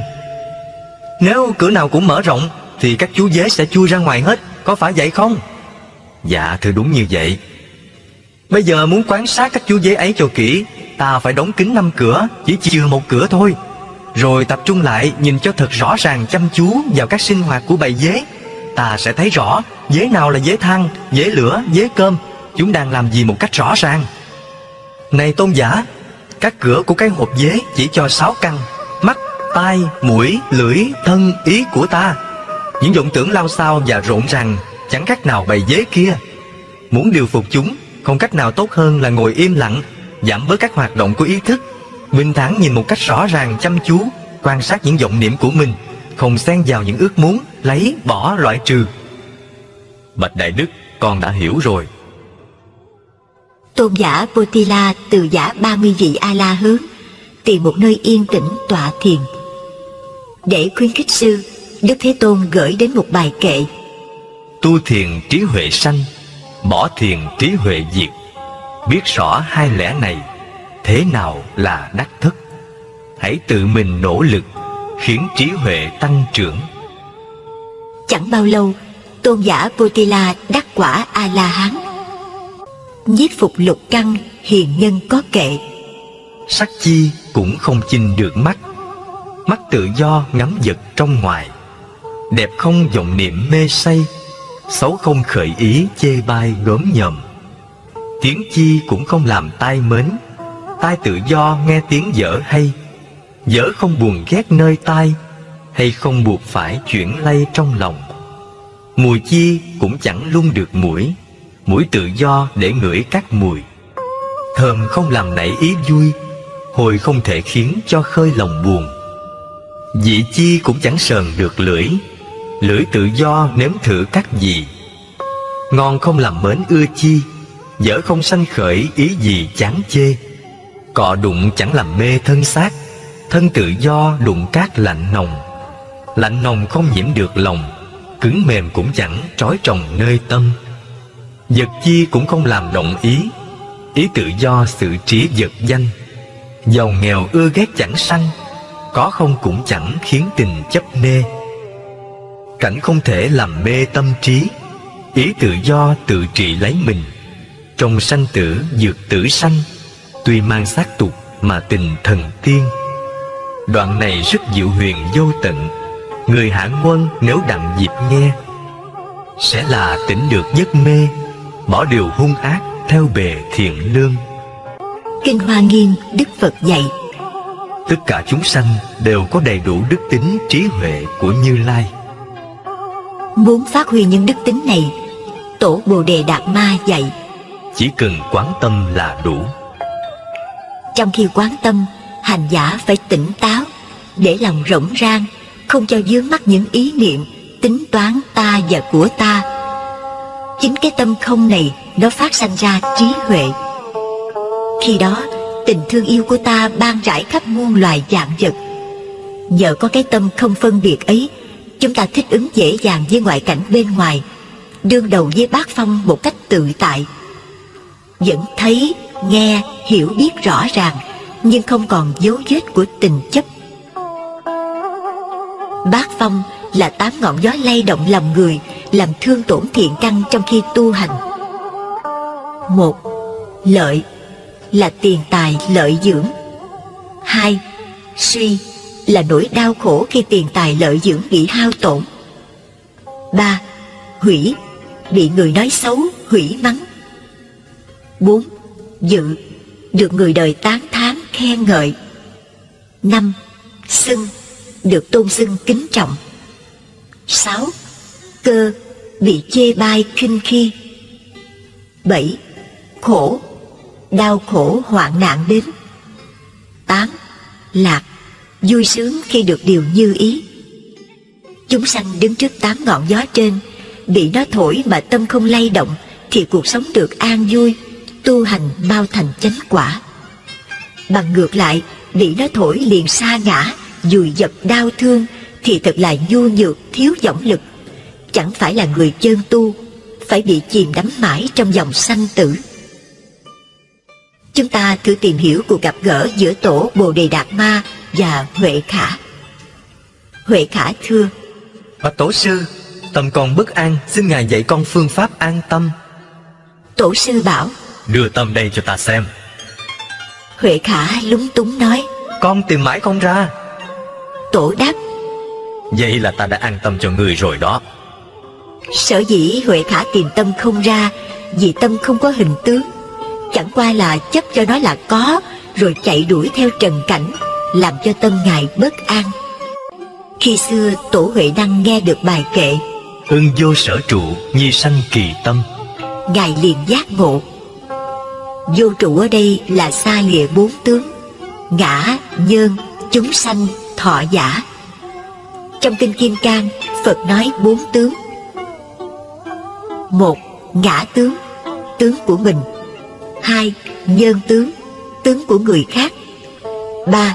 Chúng sanh tướng, là chỉ cho tất cả chúng sanh hữu tình và vô tình. 4. Thọ giả tướng, chấp thọ mạng dài hoặc ngắn. Phạm phu lầm chấp tướng trạng hư giả cho là thật, nên mãi đắm chìm trong bể khổ trầm luân. Kinh Đại Bát Nhã dạy: Bồ Tát trong khi hành đạo quán sát thấy rõ ngũ uẩn đều không thực, nên các ngài tự tại vượt qua mọi khổ ách. Ngũ uẩn gồm có: 1. Sắc uẩn, là chỉ chung mọi thứ vật chất như là ngũ căn, mắt, tai, mũi, lưỡi, thân. Ngũ trần, sắc, thinh, hương, vị, xúc. Tứ đại, đất, nước, gió, lửa. 2. Thọ uẩn, là những cảm thọ vui sướng, buồn khổ, trơn nhám, cứng mềm và không khổ không lạc. Đó là những cảm thọ khi tâm đối với cảnh. 3. Tưởng uẩn, đối cảnh nhận ra sự đen trắng, nhỏ to, dài ngắn. Đây là nhóm yếu tố tinh thần làm chức năng tưởng tượng, hình dung ngoại cảnh. 4. Hành uẩn, đối cảnh đem lòng ham muốn hoặc thương ghét, vui buồn của tâm đối với cảnh, do nhân duyên tạo tác các pháp hữu vi trôi chảy trong 3 đời. Nói rộng ra, hành uẩn thu nhiếp rất nhiều pháp, trong đó gồm cả sắc, thọ, tưởng và thức. 5. Thức uẩn, có công năng hiểu biết và phân biệt sự vật khi tâm đối với cảnh. Như vậy, chúng ta đủ hiểu sắc thuộc về thân và vật chất, còn thọ, tưởng, hành, thức chỉ cho tâm. Đức Phật dạy vua Bình Sa: Sắc giống như cây chuối không bền, thọ như điện chớp có rồi mất, tưởng hư ảo như hơi nước, hành tợ bọc nước không thực. Thức chỉ là trò huyễn thuật giả tạo ra người và vật, chúng không có thực thể. Tùy theo cảnh mà thức tâm nảy sinh ra mọi sự phân biệt, các pháp chỉ là trò luống dối. Như có một vị thiền sinh, trong lúc tọa thiền thường thấy xuất hiện trước mắt mình một con nhện, làm cho tâm thần bất an. Một hôm, anh định mang theo con dao, chờ khi nó hiện ra đâm chết cho rồi. Nhưng may mắn là trước khi hành động gặp được một thiền sư, anh liền đem chuyện ấy thuật lại cho thiền sư nghe. Nghe xong, ngài không nói gì, chỉ bảo khi nào nó xuất hiện, lấy phấn đánh dấu ngay chỗ đó, thì ngươi sẽ biết con nhện xuất phát từ đâu. Thiền sinh vâng lời làm theo. Khi phát hiện ra mới thấy dấu phấn trước ngực mình, nên hốt hoảng. Anh liền đến vị thiền sư nói: Nếu không nhờ ngài chỉ dạy thì con tự đâm mình chết rồi. Nhân đây thiền sư nói: Đó là những dòng thức bên trong của ngươi nó hiện ra, chớ chẳng phải ở ngoài. Nên nhớ nhất tâm chánh niệm, tỉnh giác soi lại bên trong, đừng để ngoại cảnh chi phối, mới mong dứt hết vọng tưởng huyễn hóa. Sau đó thiền sinh nghe lời thực hành không bao lâu, con nhện kia không diệt mà tự mất. Cũng như có vị thiền sư tên là Ia, trong lúc ngồi thiền thường tự nhắc nhở tâm mình khi thấy tham sân tà kiến cấu uế nổi lên. Ngài liền nói: Ông chủ ơi, coi chừng bị giặc nó lừa đó. Nói xong, ngài tự dạ. Nhờ hành trì nghiêm mật như thế nên ngài mau chứng đắc thiền định. Còn chúng ta bị vô minh điên đảo lầm chấp, cho cái thân này là của tôi, của cải và những suy nghĩ, phân biệt, ta, người, thương ghét, buồn giận, những ý niệm thiện ác đua nhau trình diễn, nên thường bị tẩu hỏa nhập ma, vì thế gây tạo nhiều nghiệp chướng. Chính vì vậy, trong kinh Pháp Cú Phật dạy: Trong các pháp do tâm làm chủ, tâm dẫn đồ tạo đủ các duyên. Nếu người làm nói bằng tâm chẳng hiền, khổ đau theo mãi triền miên, như bánh xe ngựa theo liền giới chân. Trong các pháp do tâm làm chủ, tâm dẫn đồ tạo đủ các duyên. Nếu người làm nói bằng tâm hiền minh, hạnh phúc sẽ đến bên mình, như là cái bóng giới hình không phai. Hay là Nhất thiết duy tâm tạo, vạn pháp duy tâm biến. ngày xưa khi Phật còn tại thế, có một đạo nhân ở gốc cây bên sông học đạo trong khoảng 12 năm ròng rã tu tập mà chẳng trừ được lòng tham dục. Tâm ý thường chạy tán loạn, cứ nhớ 5 món dục, liền suy nghĩ muốn được mắt thấy sắc, tai nghe tiếng, mũi ngửi hương, miệng nếm vị, thân thích mịn màng và ý duyên các pháp trần. Hễ thân động là ý chạy, không có chút yên nghỉ. Khi ấy Đức Phật quán biết đạo nhân kia đã đến lúc độ được, nên Ngài liền đi tới nơi cùng với ông ta ngủ lại một đêm. Trong giây lát, có con rùa từ dưới sông bò lên. Lát sau lại có thêm con chó nước đói đang đi kiếm ăn. Gặp rùa, chó nước muốn ăn thịt. Rùa liền thụt đầu, đuôi và 4 chân giấu kín trong mai. Chó nước không thể hại được. Chó bỏ đi xa xa, rùa ta ló đầu chân ra, thong thả bò đi. Thế là rùa được thoát nạn. Khi ấy đạo nhân thấy vậy mới hỏi Phật rằng: Có phải con rùa nó nhờ có mai hộ mạng nên chó nước chẳng ăn được không? Phật đáp: Phải. Ngài nói tiếp: Ta nghĩ người đời chẳng bằng con rùa này. Họ chẳng biết vô thường buông lung sáu tình, nên bị ngoại ma xâm nhập não hại.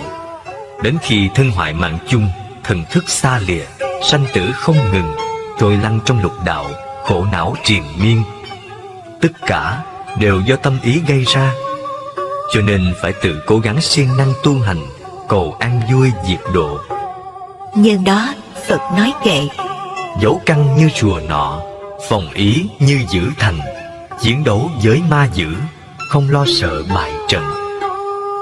Đạo nhân nghe xong, tham tâm dứt sạch, vọng tưởng chẳng còn, liền đắc quả A-la-hán. Kinh Pháp Cú. Phá tướng luận có giải: 6 nẻo luân hồi nghiệp báo trong 3 cõi đều do tâm sanh.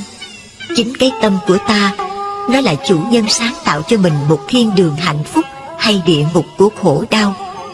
Bởi vì địa ngục cũng tại tâm làm quấy, về thiên đường cũng tâm ấy tạo ra. Cái chữ tâm là quỷ hay ma, tiên hay Phật, cũng là tại nó. Ma ma Phật Phật cũng do ta. Ma Phật khác nhau chỗ chánh tà. Giác Phật mê là ma đó vậy. Chân như là Phật, vọng là ma. Thật vậy, nếu tâm tham sân quỷ ma nổi lên mà mình không ngăn chặn được, sanh tâm trộm cắp, đánh đập, giết hại người ta, ngay lúc đó mình bị cảnh tù tội tức khắc. Tới chừng đó mới ăn năn thì đã quá muộn. Do đó trong kinh Đức Phật dạy: Nơi nào có phòng hộ tỉnh giác thì nơi đó an lạc.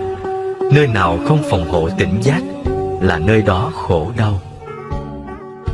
Thí dụ, trong gia đình vợ chồng, anh em, con cháu đang nói chuyện vui vẻ, không khéo phòng hộ, nó lạc qua đề tài đấu tranh, phiền não hồi nào mình không hay, đưa đến tranh cãi, chửi rủa, mắng nhiếc, đánh đập lẫn nhau, làm cho gia đình đổ vỡ, ly tán.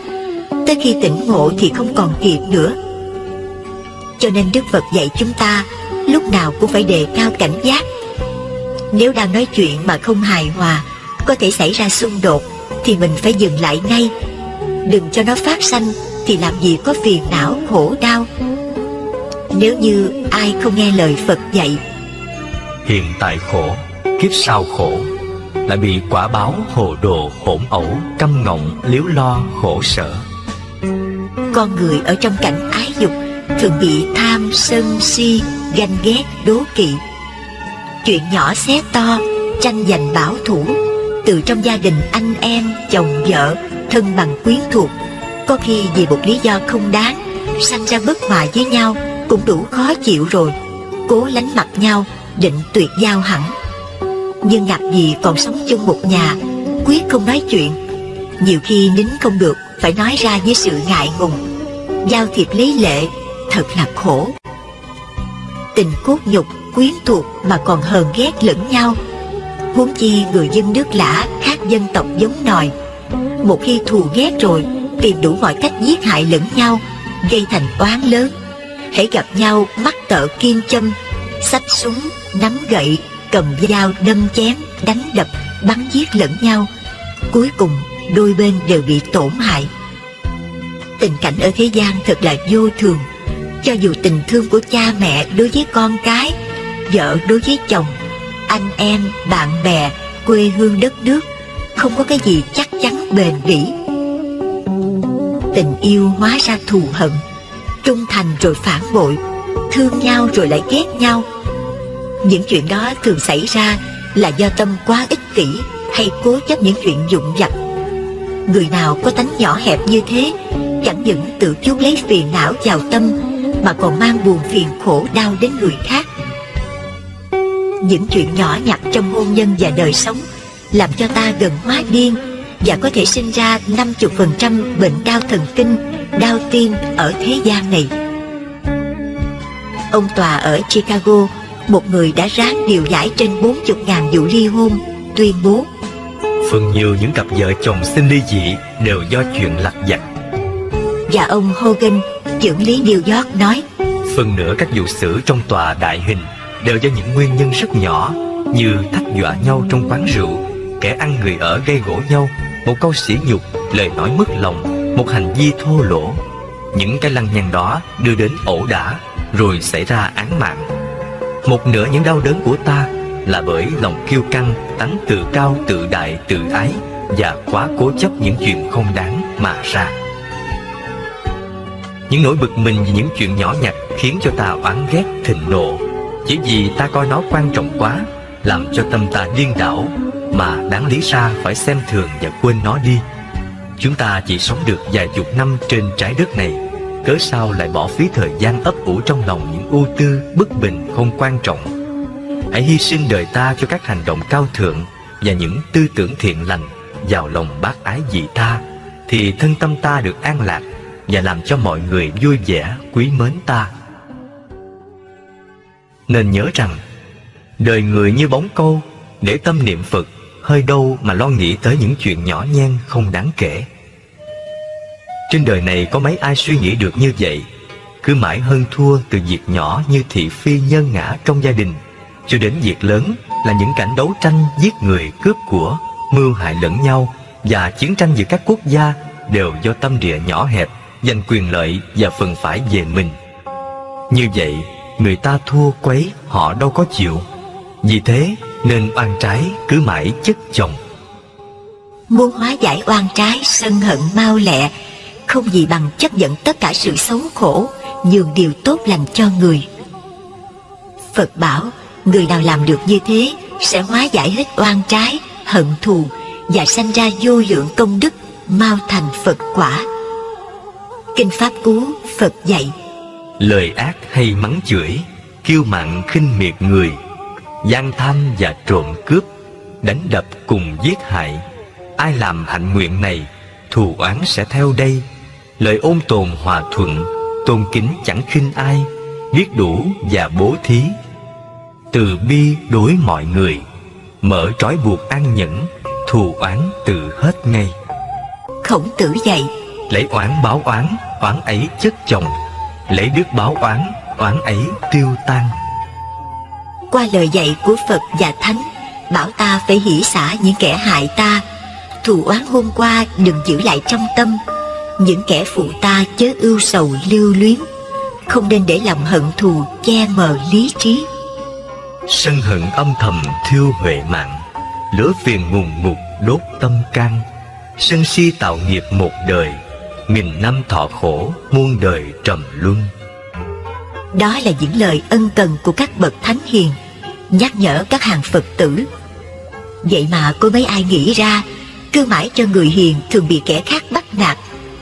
Đó là quan niệm sai lầm nhiều người đã vướng mắc. Muốn khắc phục quan niệm này, ta phải vững niềm tin nơi Tam Bảo, tin sâu lý nhân quả. Tự hỏi, tại sao người ta không lấn hiếp kẻ khác mà lại bắt nạt, gieo khổ cho mình? Khi đó nên nhớ lời Phật dạy, cố gắng nhẫn nhục, coi như kiếp trước mình gieo khổ cho họ, bây giờ bị người ta làm khổ lại. Hoặc xem họ như người bệnh hay kẻ điên, im lặng chấp nhận. Khi đó đối phương tự nhiên cảm thấy cục hứng, cuối cùng đành bỏ cuộc. Nói đến nhân quả, Phật dạy rằng ai muốn biết nhân xưa, hãy xem hoàn cảnh bây giờ chịu đây. Muốn biết quả báo sau này, xem điều tội phước ta nay đang làm. Nếu như ai không tin, ra oai, hung dữ, làm cho người xung quanh ngán sợ, kết quả chỉ thêm thù, kết oán, mọi người kinh tởm xa lánh. Đó là nguyên nhân làm mất hết sự kính trọng, thông cảm, giúp đỡ của các thành viên trong gia đình. Khi đó ta mất hết chỗ đứng và làm xấu đi sự tương giao ngoài xã hội. Thà ngồi, quả bất thiện chưa trả lại dây thêm. Thật ra, tranh cãi, hành hung đều là biểu hiện tánh dã man và lạc hậu, mà người thông minh có đạo đức không bao giờ hành động như thế. Nên nhớ trong lúc nóng giận, buồn phiền, không nên nói năng hay hành động điều gì hết. Nếu nói, làm, phần nhiều nó chỉ đưa đến thiệt hại cho mình và người. Tốt nhất là nên niệm Phật, hành thiền, quán chiếu nhân quả, hoặc đi giải trí cho đến khi tâm bình tĩnh, nói làm mới có kết quả tốt đẹp. Muốn xây dựng một người nào, trước tiên là khen ngợi những ưu điểm của họ, như là anh, chị, bạn bè, cái gì cũng tốt, nhưng có một điều chưa được hoàn chỉnh, cố gắng khắc phục thì thật là người gương mẫu trong đời. Như vậy người ta mới hoan hỉ chấp nhận sửa lỗi. Ngược lại, nếu mình chỉ đem toàn cái xấu của họ ra nói, nguy hiểm nhất là chỗ đông người, chúng ta sẽ bị thất bại ngay, không giải quyết được gì mà còn gây thêm thù oán. Cách hóa giải những cuộc xung đột, các nhà tâm lý học nói, nếu gặp trường hợp vợ chồng đang gây gổ đánh lộn, điều cấm kỵ nhất là ta không được nói lỗi bên nào, mà chỉ nên nói những tai hại của nó. Như là nếu anh chị chửi rủa đánh đập với nhau thì làm cho cả hai đều khổ, và làm khổ luôn cho con cháu. Ngoài ra còn bị lối xóm gièm pha chê cười. Nếu mà vợ chồng không biết trân trọng với nhau, Bồ Đề Lão Tổ nói, hủy hoại vợ chồng kiếp sau lẽ bạn. có nhiều người thấy ai đó đang tranh cãi, họ liền đến nói lỗi chỉ có một bên, chẳng giải quyết được gì mà còn làm cho tình hình càng căng thẳng thêm lên. Nếu không khéo, vô tình mình lại bị tai họa lây. Muốn có cuộc sống hòa hợp tốt đẹp, chúng ta hãy nhìn cách cư xử của những bậc thoát trần ngày xưa. Thuở Phật còn tại thế, một hôm Ngài đến thăm 3 người đệ tử đang ăn trú tu tập trong rừng Bàn Na Mạng Xà Tự. Đó là tôn giả A Na Luật Đà, tôn giả Nan Đề, tôn giả Kim Tỳ La. Khi hay tin Phật đến, 3 tôn giả vô cùng hoan hỷ, đồng ra tiếp đón, thỉnh Đức Phật vào, trải tọa cụ lên giường, mời Phật an tọa, rồi đồng nhau đảnh lễ và vấn an sức khỏe. Đức Phật hỏi, này các con, sống ở đây có được an ổn, hòa hợp không? 3 tôn giả thưa, Bạch Đức Thế Tôn, chúng con sống rất là hòa hợp, an ổn. Phật hỏi, Cách sống của các con như thế nào mà được hòa hợp an lạc? 3 tôn giả nghe Phật hỏi như vậy, liền đảnh lễ thưa rằng, Bạch Đức Thế Tôn, chúng con sống hòa hợp là nhờ lời Phật dạy, giữ gìn giới cấm, tu hạnh từ bi hỷ xả, khiêm hạ lễ phép, ôn hòa nhã nhặn, thông cảm khoan dung, độ lượng nhẫn nại, nhịn nhường, tùy thuận, tận tình giúp đỡ lẫn nhau. Chúng con không bao giờ sống với cái tâm riêng tư của mình, mà lúc nào cũng quan tâm tìm hiểu người bạn bên cạnh cần gì để cố gắng làm vui lòng nhau, đồng tiến bước trên con đường giải thoát. Nhờ vậy mà cuộc sống của chúng con được hòa hợp từ thân khẩu ý, đều được trọn lành trước sau như một. Sau khi nghe 3 tôn giả trình bày xong, Đức Phật vô cùng hoan hỷ tán thán, Lành thay, các con sống hòa hợp không tranh cãi, cùng hiệp nhất trong một tâm, chung một thầy, như nước hòa với sữa, thật là tấm gương lành, đáng để cho trời người kính trọng noi theo. Còn chúng ta bất bình chống đối nhau là do đâu? Có phải chăng do lòng cố chấp, bảo thủ, hẹp hòi, bắt người ta phải giống mình? Nếu như ai không nghe lời làm theo thì mình tìm đủ mọi cách thẳng tay triệt hạ cho hả dạ. Thật là độc ác, bất công và vô lý.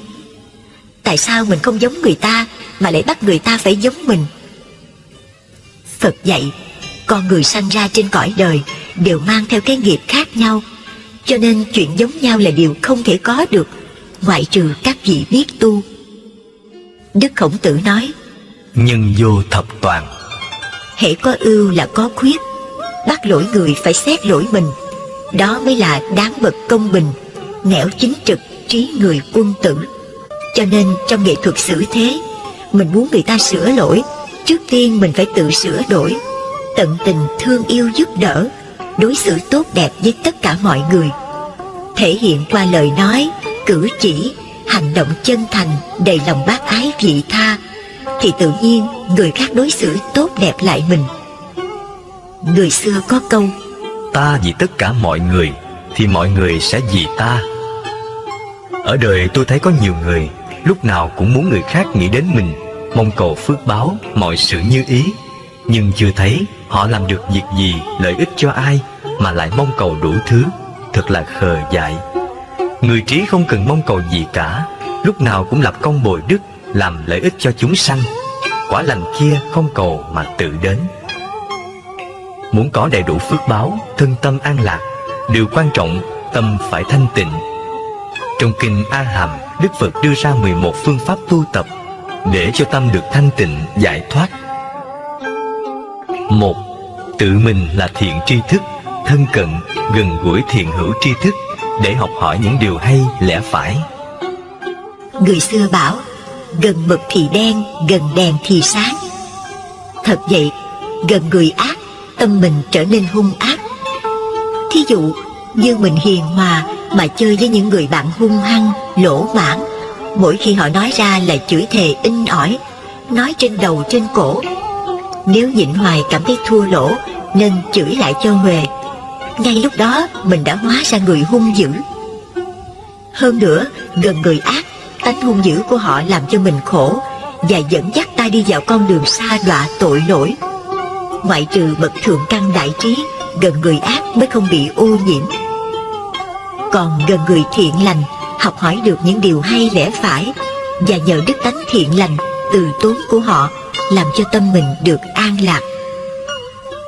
Gần người thiện thì giống như vào nhà hoa thơm cỏ lạ, lâu ngày thân mình cũng thơm như vậy. Gần kẻ bất thiện thì giống như vào tiệm cá ương, lâu ngày mình cũng hóa ra hôi như vậy. Chớ thân với bạn ác, chớ thân kẻ tiểu nhân, hãy thân người bạn lành, hãy thân bậc thượng nhân. Kinh Pháp Cú. 2. Phải giữ gìn giới cấm, thâu nhiếp oai nghi, phòng hộ các căn, dẫu cho thấy một lỗi nhỏ cũng canh cánh lo sợ. Nếu muốn cho tâm mình được thanh tịnh, điều quan trọng nhất là phải giữ giới. Vì nhân giới mới sanh ra định, nhân định tâm được thanh tịnh. Nếu không giữ giới thì tâm sẽ loạn động, không bao giờ thanh tịnh. Ngoài ra, mình còn phải thâu nhiếp lục căn khi tiếp xúc với lục trần, đừng để cho nó dính mắc, dù một lỗi nhỏ cũng không nên vi phạm. 3. Điều thiện chưa sanh thì làm cho nó sanh, điều thiện đã sanh làm cho nó tăng trưởng. Điều ác chưa sanh thì đừng cho nó sanh, điều ác đã sanh rồi thì phải đoạn trừ. Nghĩa là ác nhỏ không nên làm, thiện nhỏ đừng nên bỏ. Chúng ta chớ xem thường cái ác nhỏ, vì nhiều cái ác nhỏ thành ra cái ác lớn, còn nhiều cái thiện nhỏ thành ra cái thiện lớn. Trong Khế Kinh Phật dạy: đừng khinh thường ác nhỏ cho là không tội lỗi. Giọt nước tuy ít chứa dồn đầy thùng, tội ác lớn cũng do chứa ác nhỏ mà thành. Cũng chớ xem thường chút thiện nhỏ cho là không có phước. Một giọt nước tuy ít chứa lâu đầy lu, phước đức lớn cũng nhờ chứa nhiều phước nhỏ mà thành. Người làm việc thiện thì sẽ có phước dư thừa, giống như cỏ vườn mùa xuân, không thấy lớn lên nhưng ngày càng tăng nhiều. Người làm việc ác thì sẽ có tai họa dư thừa, như đá mài dao, không thấy hao mòn nhưng ngày càng khuyết hụt. Thánh Đế. 4. không nên tụ tập bàn nói những điều nhảm nhí vô ích phi pháp. Mỗi khi nói ra phải như pháp mà nói, lúc nào cũng phải ca ngợi tán thán hạnh thiểu dục tri túc, nói về giới định huệ, giải thoát tri kiến. Sở dĩ con người bị phiền não khổ đau là do thị phi. Đa phần phụ nữ thường nói chuyện thị phi, người này tốt, kẻ kia xấu, người này đáng thương, người nọ đáng ghét. Nói chuyện ngoài đời chưa đủ, nói chuyện trong chùa, ông thầy này tu hay, ông sư kia tu dở. Nhưng xin thưa với quý vị, người ta đang tu nên vẫn bị nghiệp chi phối, cho nên có cái làm được, có cái chưa làm được. Mình đừng vì thế mà sanh tâm hủy bán, lập bè kết đảng, chống đối thưa kiện lẫn nhau, vô tình làm cho ngoại đạo chê cười. Cho nên Đức Phật nói Sư tử trùng thực, sư tử nhục. Nghĩa là con sư tử không có con vật nào ăn nó được, mà chính con vi trùng trong thân của nó mới giết được nó. Cũng vậy, Đức Phật nói Đạo của ta, tà ma ngoại đạo không thể phá hại được, mà chính trong hàng tứ chúng, tỳ kheo ni, thiện nam và tín nữ, tự hủy diệt giáo pháp của ta. sở dĩ mình tốt là tại vì nghiệp nó chưa tới, chứ khi nó đã tới rồi, mình còn hơn người ta nữa. Cho nên người xưa nói, ai hay nói lỗi người khác thường bị mắc quả báo. Ai ơi chớ vội cười nhau, cười người hôm trước, hôm sau người cười. Ca dao. Lòng từ Đức Phật thương hết tất cả chúng sinh, cho dù người đó có giữ giới hay phá giới, thiện hay ác, vì con đường đó ngày xưa Ngài đã từng đi qua. Những ai còn chướng mắt, đó là những chúng sanh đáng thương chứ không đáng ghét. Mình nói xấu người khác, người ta không mất gì, chính mình mất cái tâm thanh tịnh. Hơn nữa đến tai người ta lại sanh ra oán thù, đôi chối, hơn thua, sát phạt với nhau, nào có ích gì. Nếu người tu không khéo vẫn bị như thường. Còn người nam ở không thì tụ tập kết bè đảng, uống rượu, cờ bạc. Hễ rượu vào là lời ra, câu mâu, quạo quọ, đấm đá lẫn nhau. Cho nên Thánh Hiền nói, nhàn cư di bất thiện là vậy. Nếu như ai cũng nghe lời Phật dạy, giữ gìn khẩu nghiệp cho được thanh tịnh, gặp ai mình cũng khuyên nhắc lẫn nhau, cố gắng giữ giới. Vì giới là hàng rào ngăn chặn các điều ác, đồng thời cũng là chiếc áo giáp thần hộ mệnh, làm cho thân tâm mình được thanh tịnh, an lạc. Nếu lúc nào cũng đem chuyện đạo đức ra nói hết, thì làm gì có phiền não khổ đau. Trong Kinh Pháp Cú, Phật từng dạy, Phàm người sống ở đời, miệng lưỡi chính gươm đao, chửi rủa mắng nhiếc nhau là cầm đao tự hại, không bàn luận thị phi, suốt đời được an vui. 5. Quán thân bất tịnh. quán 36 thể trượt từ đầu đến chân, đầy dẫy sự bất tịnh. Nào là mồ hôi, nước mắt, nước mũi, dãi, răng, ghèn, ráy, máu, mũ, thịt, da, gân, xương, tim, gan, phèo, phổi, phẫn, tiểu. Hay là quán thân bầm tím, sình chương, nứt nẻ hôi thối, ruồi đậu kiếm bu, giòi rút rỉa. Nhờ quán như thế mà tâm được thanh tịnh, xa lìa tham dục và ái nhiễm. Quý vị nên lưu ý, trong khi quán bất tịnh, lấy mình làm đề mục để quán. Ví dụ, mình đang nhiễm sắc mà đem một cô mỹ nữ ra quán, vô tình làm tâm động thêm. 6. Quán tâm vô thường. Cái tâm nó luôn luôn sanh diệt vô thường, biến ảo không dừng, do nhân duyên hợp lại, nên có con mắt, có cảnh để thấy vậy thôi. Tâm không ở trong, không ở giữa, không ở ngoài. Nếu đủ duyên thì hợp lại thấy biết, còn hết duyên là tan rã. Cũng như cái hột quẹt có được lửa là do các duyên hợp lại. Nào là ga, đá lửa, vân vân, đủ duyên bật lên là cháy. Thả tay hết duyên liền tắt, không thể chỉ nó ở đâu được. Tâm cũng như vậy, tạm gọi là tâm chơn, tâm vọng mà thôi. Tâm chơn là thấy biết tất cả mà không tham đắm trụ chấp. Còn thấy biết nghe mà tham đắm trụ chấp, đó là vọng tâm. 7. quán pháp vô ngã. Quan sát thấy rõ các pháp không có gì là thật, bởi nó đều bị định luật vô thường chi phối. Cho đến cái thân này cũng là vô chủ. Nó muốn bệnh hay chết giờ nào mình không sao ngăn được.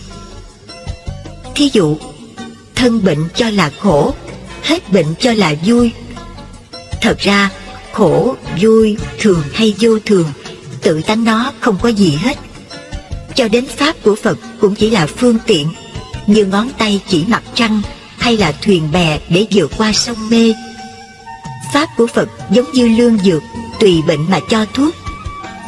Vì chúng sanh đa bệnh, Phật Pháp đa phương, có gì mà phải chấp tu thế này là đúng, thế kia sai, cao, thấp, vân vân. 8. Quán thọ thị khổ. Càng thọ nhiều, càng khổ nhiều. Cũng vì vô minh lầm chấp cho thân này là thật, nên mãi tìm đủ trăm phương ngàn kế để cầu ăn mặc, tham đắm sắc dục. Những thứ ấy họ cho là vui sướng, nhưng họ nào có biết vui là gốc của sự khổ đau. Thí dụ, muốn ăn ngon mặc đẹp thì phải cực thân nhọc trí, việc ác gì cũng làm.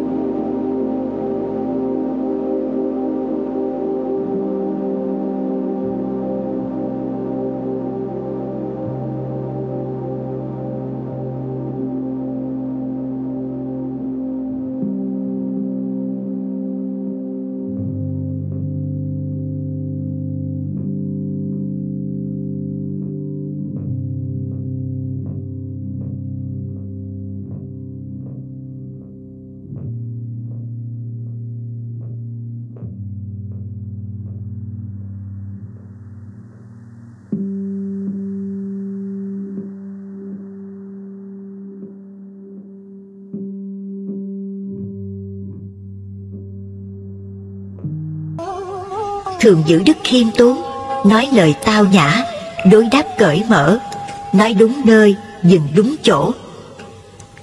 Lời nói ngọt lọt tới xương. Lời nói chân thật, ngọt ngào, nó có sức mạnh cảm hóa được lòng người. Như thế, chúng ta sẽ đạt được kết quả như ý. Trái lại, hễ ai nói trái ý làm nghịch lòng một chút, liền sân si sừng sộ, phẫn nộ là lối om sòm. Hạng người như thế không làm được việc gì, lại thường chuốc họa vào thân. Trong đời sống, chúng ta đừng làm phật lòng người khác. Khi cần khen chê, phải hết sức tế nhị và kín đáo, cho dù người đó có thân thích đến mấy, bởi chẳng có ai muốn mình bị chê. Trong khi khen, cần cân nhắc cho đúng chỗ, hợp thời, chớ tâng bốc đề cao quá trớn trước đông người. Như thế sẽ làm cho người được khen cảm thấy ngượng ngùng và gieo mầm ganh ghét đố kỵ với người chung quanh. Không khéo, họ sẽ đánh giá cho ta là người thiếu kiến thức, nịnh bợ không đúng lúc. Thí dụ, trong đoàn thể có 1-2 người nổi bật về mọi mặt. Nếu là nhà lãnh đạo sáng suốt nên nói thế này: trong chúng ta phần nhiều đều chấp hành tốt, nhưng có anh A chị B nổi bật hơn hết, nên khen thưởng để khích lệ tinh thần. Quý vị có đồng ý không? Nói như thế, cả người được khen thưởng và người không được khen thưởng đều hoan hỉ. Trái lại, mỗi khi mở miệng ra là đề cao khen ngợi chỉ có 1-2 người. Như vậy là ngấm ngầm cho hội chúng là bất tài vô dụng, thì họ sẽ bất mãn ta, dẫn đến hậu quả mất hết niềm tin và nghị lực của tập thể, chắc chắn sẽ lãnh lấy thất bại. Còn khi chê, trước tiên phải hết lòng thương yêu, tận tình giúp đỡ và khen ngợi trước, rồi khéo dẫn chứng chuyện này chuyện nọ, để cho họ nhận ra khuyết điểm, sửa sai mà không làm tổn thương danh dự của người ta. Cổ đức thường dạy: mọi việc xử sự khoan hòa thì phước đức tự nhiên sâu dày, xử sự khắt khe độc ác thì phước đức tiêu mòn. Phong cách nói năng chính là biểu hiện bên ngoài để gieo thiện cảm với người chung quanh. Muốn có phong cách nói năng hành động tốt, chúng ta cần tạo cho bản thân phong thái ung dung, tự tại, cử chỉ khoan thai, gương mặt vui vẻ, giọng nói phải thanh tao, khi bổng khi trầm, lên xuống đúng chỗ. Tránh sử dụng những câu quá tối nghĩa, khó hiểu, nói một đàng ý một nẻo, làm cho người nghe hiểu lầm thì thật là tai hại. Không nên nói soi mói, vạch chuyện riêng tư của người khác, tránh đề cập đến vấn đề mang tính chất tranh cãi. Trong quá trình tranh cãi, dù ta đúng hay sai, cũng đều để lại những vướng mắc khó chịu cho ta và người. Đức Lục Tổ dạy: hơn thì càng thêm oán, thua lại ngủ không yên, hơn thua hai đều xả, thời an ổn ngủ yên. Trong khi nói chuyện, chớ đề cập quá nhiều đến bản thân, hoặc nói mãi một vấn đề làm cho người nghe thờ ơ, chán nản. Và những chuyện gì mà người ta không muốn trả lời thì đừng cố tra hỏi. Cũng cần tập cho mình thói quen nghe người ta nói chuyện thị phi liền xả bỏ, đừng tùy tiện rêu rao chuyện người khác, gây khó khăn cho họ. Như thế họ sẽ oán ghét ta. Đó là tự chuốc lấy phiền não, chẳng có lợi lộc gì. Người xưa dạy: sẩy chân còn hơn sẩy miệng. Có người học thức rất cao, nhưng khi nói ra sao mà khó nghe vô cùng. Ngược lại, có người trình độ chẳng là bao, nhưng khi họ nói ra một điều gì thì làm cho người ta nghe một cách chăm chú, say mê và có tính thuyết phục rất cao, tạo niềm tin cho người khác. Muốn được vậy, phải giữ gìn giới cấm, chịu khó nghiên cứu giáo lý, rèn luyện nhân cách cho thanh nhã, thận trọng từ việc ăn mặc, đi đứng, nằm ngồi, nói cười cho hợp lý, lúc nào cũng tỉnh giác kiểm soát thân, khẩu, ý. Đừng để tâm buông lung phóng túng. Thường giữ oai nghi nghiêm chỉnh, thì việc nói làm đó mới được nhiều người kính mến. Nhờ thế mà thành công tốt đẹp. Kiếp người ảo ảnh phù du, vậy mà có mấy ai thức tỉnh lo tu hành. Cứ mãi nói chuyện thị phi, nhơn ngã, tranh giành, hơn thua từng tiếng nói, chẳng nhịn một câu. cho nên cứ mãi lẫn quẩn trong dòng phiền não, sanh, lão, bệnh, tử, chịu bao kiếp nạn. Lời nói là vốn oan khiên, cũng vì mở miệng lụy phiền đến thân. Lời ăn tiếng nói ân cần, suy xét chính đáng muôn phần khỏi lo. Một lời mà lỗi quá to, tan nhà mất nước cũng do miệng mình.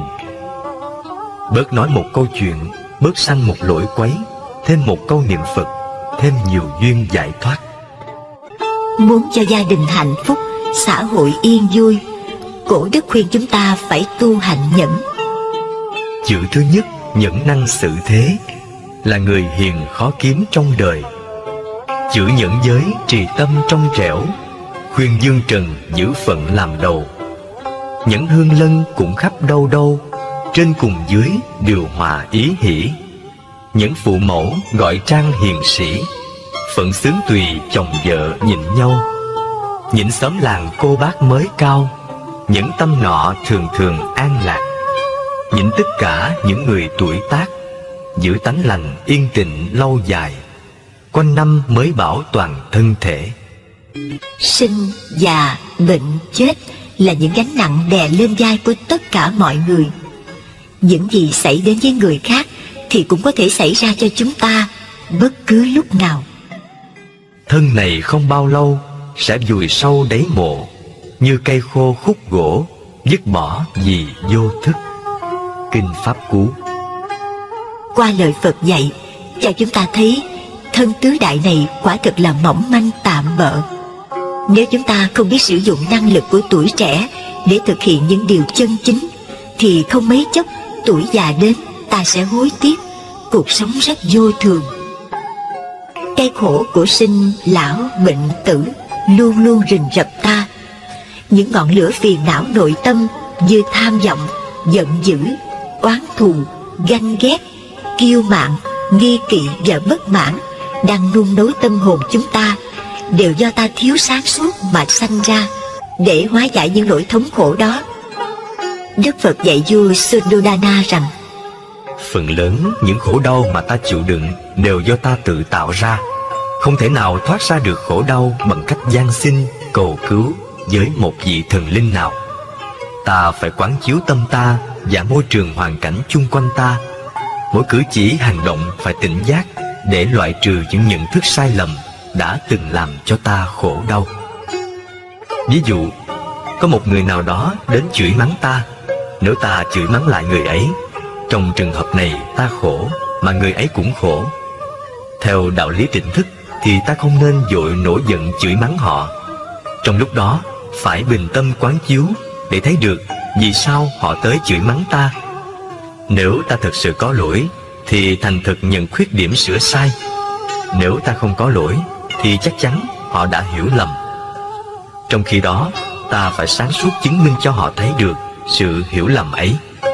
Làm như vậy ta tránh được khổ đau cho ta và cũng giải tỏa được khổ đau cho họ. Này đại dương, muốn thoát ra mọi khổ đau phải biết thực tập sống theo tinh thần giới định huệ. Giới là nguyên tắc sống an lạc. Có an lạc mới thực hiện được định. Sống có tỉnh thức và chú tâm vào hơi thở, ta mới có khả năng quán chiếu về thực tánh của tâm và hoàn cảnh. Khi đó ta mới có huệ, tức là sự hiểu biết vậy. Rồi Đức Phật khai thị cho đại chúng về đạo lý vô thường, vô ngã, duyên sinh của vạn vật. Một khi đã hiểu biết, ta có thể thương yêu tha thứ, thì cuộc đời sẽ bớt khổ đau. Nếu không có sự hiểu biết, ta sẽ không thể nào thương yêu tha thứ. Cho nên con đường giải thoát chân thực là phải có trí huệ để diệt trừ vô minh, thì ta sẽ được an lạc, giải thoát, niết bàn. Niết bàn là sự chấm dứt vô minh, tham đắm, ganh ghét, giận hờn. Phá giặc phiền não bằng cách quán chiếu, tôi đã thực nghiệm thành công và chỉ dạy cho nhiều người khác thực hành theo phương pháp ấy cũng đã thành công. Sau khi chấm dứt pháp thoại, vua Suddhodana và hội chúng thảy đều hoan hỷ, tín thọ phụng hành lời Phật dạy. Nói đến tai hại của sự ganh ghét, đố kỵ, hận thù. Thuở Phật, Có ông thầy tên là Kokalika thấy Đại Đức Xá Lợi Phất là một người đệ tử lớn, được Đức Phật tin yêu. Mỗi khi Phật quyết định điều gì hoặc quở trách và giáo giới vị tỳ kheo nào, là thầy Kokalika cho rằng Phật nghe những lời nói ra nói vào của Đại Đức Xá Lợi Phất. Vì thế thầy đem lòng ganh ghét Đại Đức Xá Lợi Phất. Thầy Kokalika thường nói với các vị khất sĩ rằng Đại Đức Xá Lợi Phất là người tu hành giả dối, thường hành động theo ái dục. niềm ganh tị và hận thù của thầy Kokalika quá lớn, khiến không ai có thể hóa giải được. Chính Đức Phật đã có lần gọi thầy đến bảo: Này khất sĩ Kokalika, đừng cho rằng Xá Lợi Phất là người bị ái dục chi phối. Xá Lợi Phất là người có đạo đức chân thực và tính tình rất hòa ái. Thầy Kokalika đã bị lòng ganh ghét che mờ lý trí, nên thầy không tiếp nhận được lời Phật dạy. Cuối cùng thầy bỏ tu viện ra đi. Sau đó thầy mắc một chứng bệnh rất kỳ lạ. Da thầy trở nên sần sùi, rồi tự nhiên đầy mình mọc ra hàng vạn cái bụt nhỏ bằng hạt cải. Những cái bụt này lần lần lớn lên bằng hạt đậu, rồi vỡ ra chảy đầy máu mủ. Thuốc men nào cũng không chữa được. Phật nhắn thầy về tu viện, nhưng thầy không về. Sau đó thầy mạng chung. Phật rất thương xót thầy Kokalika chết vì lòng ganh ghét hận thù. Nhân đây Phật cho gọi các vị khất sĩ đến, dạy rằng Hận thù và ganh ghét là những chất độc làm ung thối tâm hồn. Những chất độc ấy còn phá hoại thân thể và gây thành những chứng bệnh kỳ lạ. Này các vị khất sĩ, các vị đừng để cho những chất độc ấy thấm vào thân tâm. Sau khi nghe lời Phật dạy, các vị khất sĩ y giáo phụng hành. Tối sáng như tên bắn, ngày tháng tợ thoi đưa, không ai làm chủ được sanh già bệnh chết. Vậy mà có mấy ai giác ngộ lo tu hành, cứ mãi ganh ghét, hận thù, não hại lẫn nhau, để rồi phải lãnh lấy quả báo đau thương. Vinh nhục, được mất, tốt xấu, phải trái, hơn thua, chung quy rồi cũng trở về cát bụi. Chính vì thế Tổ Quy Sơn mới dạy rằng Ngày nay lại đã qua rồi, mạng căn huyết mạch lần hồi tiêu hao. Dường như cá cạn ở ao, khổ thêm thì có, chút nào vui đâu. Cần tu tợ lửa đốt đầu,